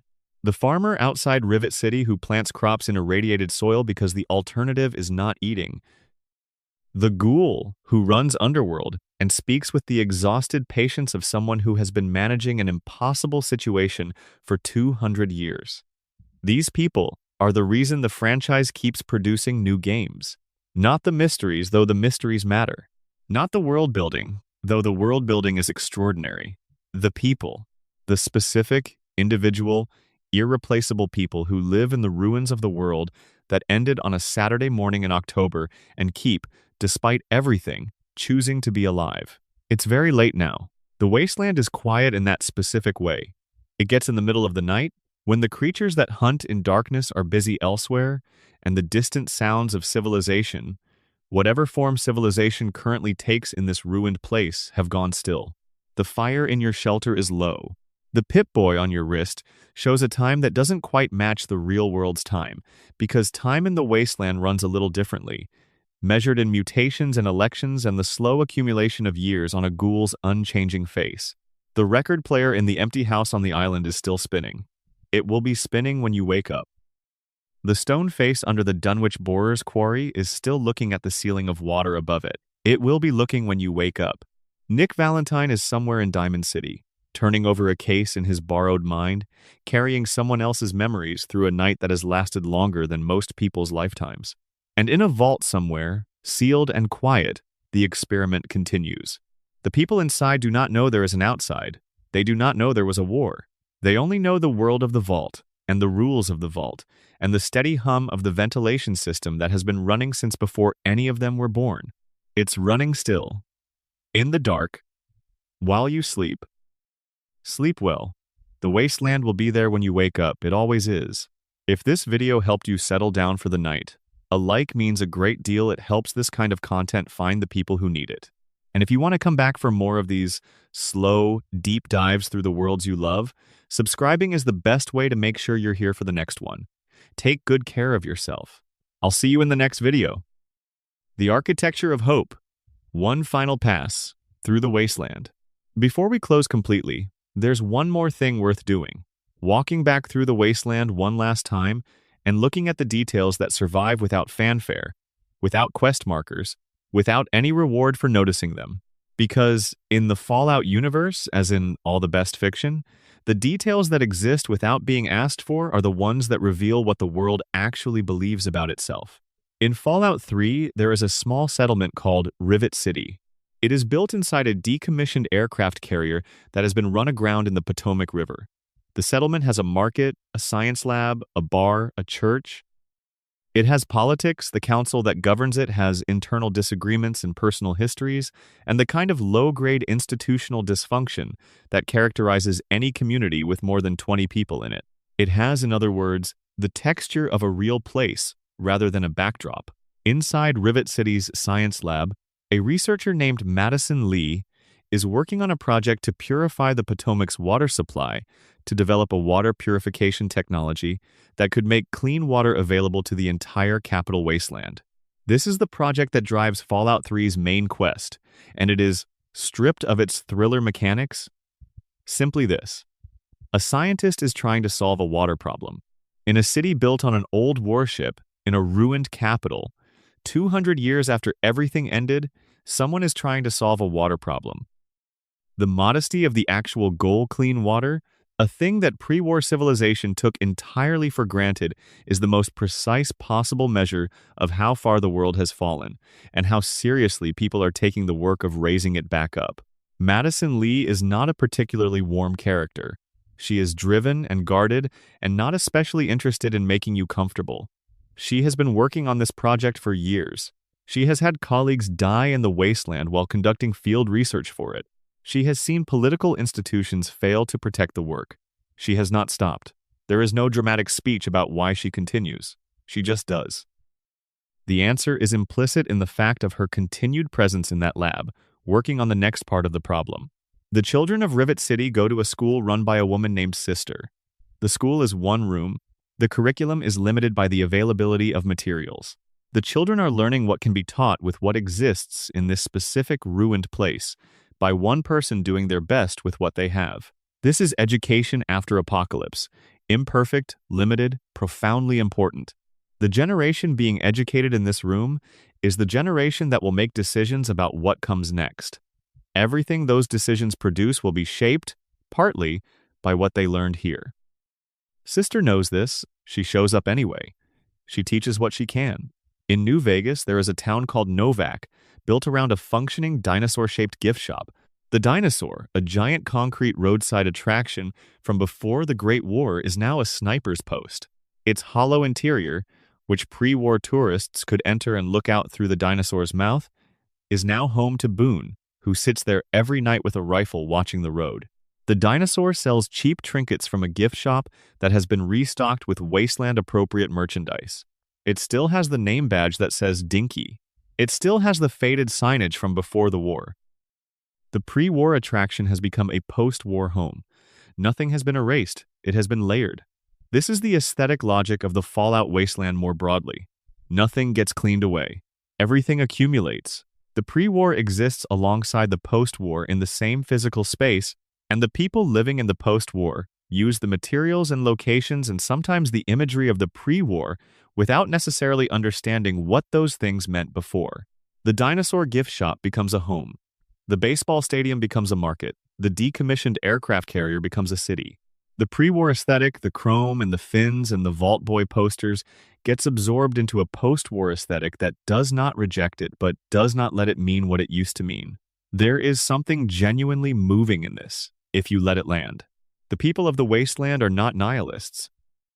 They are not paralyzed by the weight of what was lost. They are using what they found, making homes in the ruins, building communities in the structures that survived, and the fact that those structures were built for entirely different purposes does not stop them from being useful. The end of one world is not the end of building. It is the beginning of a different kind of building, with different materials and different constraints, and the same fundamental human need for shelter and company and meaning. The mystery of the wasteland is finally this. How did anyone survive not just physically but imaginatively? The Great War did not just kill billions of people. It killed the stories those people told about themselves, the national myths, the cultural identities, the traditions and customs and artistic practices that gave shape and meaning to daily life. The people who crawled out of the vaults and emerged from their cellars and somehow kept walking found themselves in a world that had none of the contextual scaffolding that human communities use to make sense of their experience. And they built new scaffolding.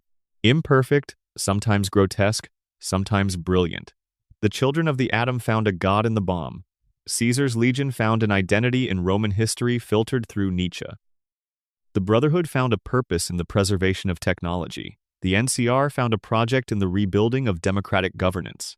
Individual communities found their particular shapes around whatever organizing principle the people present at their founding happened to carry with them. None of it is perfect. All of it is a response to the real challenge of making meaning after everything that made meaning before has been destroyed. This is what the Fallout universe is actually about.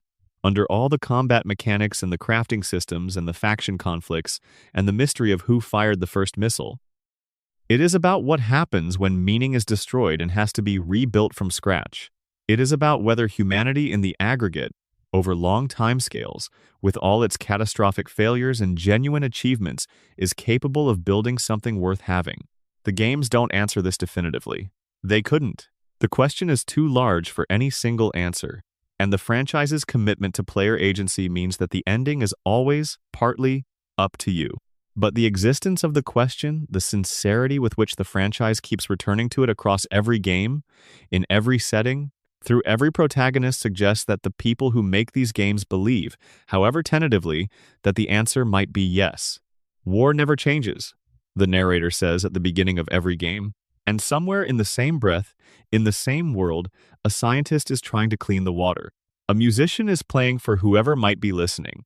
A teacher is showing children what letters mean. A ghoul 200 years old is still getting up in the morning, still putting one foot in front of the other, still choosing to be in the world rather than done with it. War never changes. People sometimes do.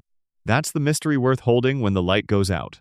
Not the geological horror under the quarry, not the satellite orbit of the alien mothership, not the sealed and silent vault running its terrible experiment in the dark. This one, the small, stubborn, unreasonable persistence of people who have every reason to give up and do not. Sleep well. You've earned it. The wasteland will still be there in the morning. It always is. Bonus mysteries, the details most players never find. Before the credits roll on this particular deep dive, let's gather the smaller mysteries, the ones that exist at the margins, the ones that don't have sections named after them in the fan wikis, but that accumulate into a portrait of a universe that is more carefully considered than it sometimes gets credit for. Mystery. The Cabot House and the 40,000-year-old secret. In the Commonwealth in Fallout 4, players can stumble into a questline involving the Cabot family wealthy Bostonians who have been alive, unchanged, since before the Great War. Their longevity is explained by an artifact, an alien device belonging to Lorenzo Cabot, the family patriarch, who discovered it on an archaeological expedition to the Middle East in 1894.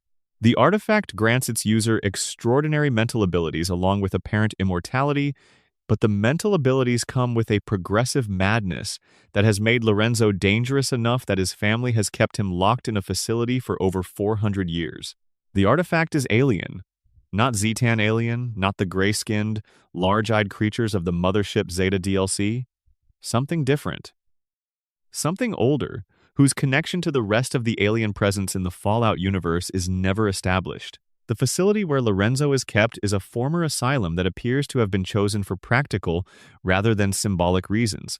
But the choice creates an image, the oldest being in the Commonwealth, locked in a room at the end of a hospital corridor, conducting research in whatever private mental space.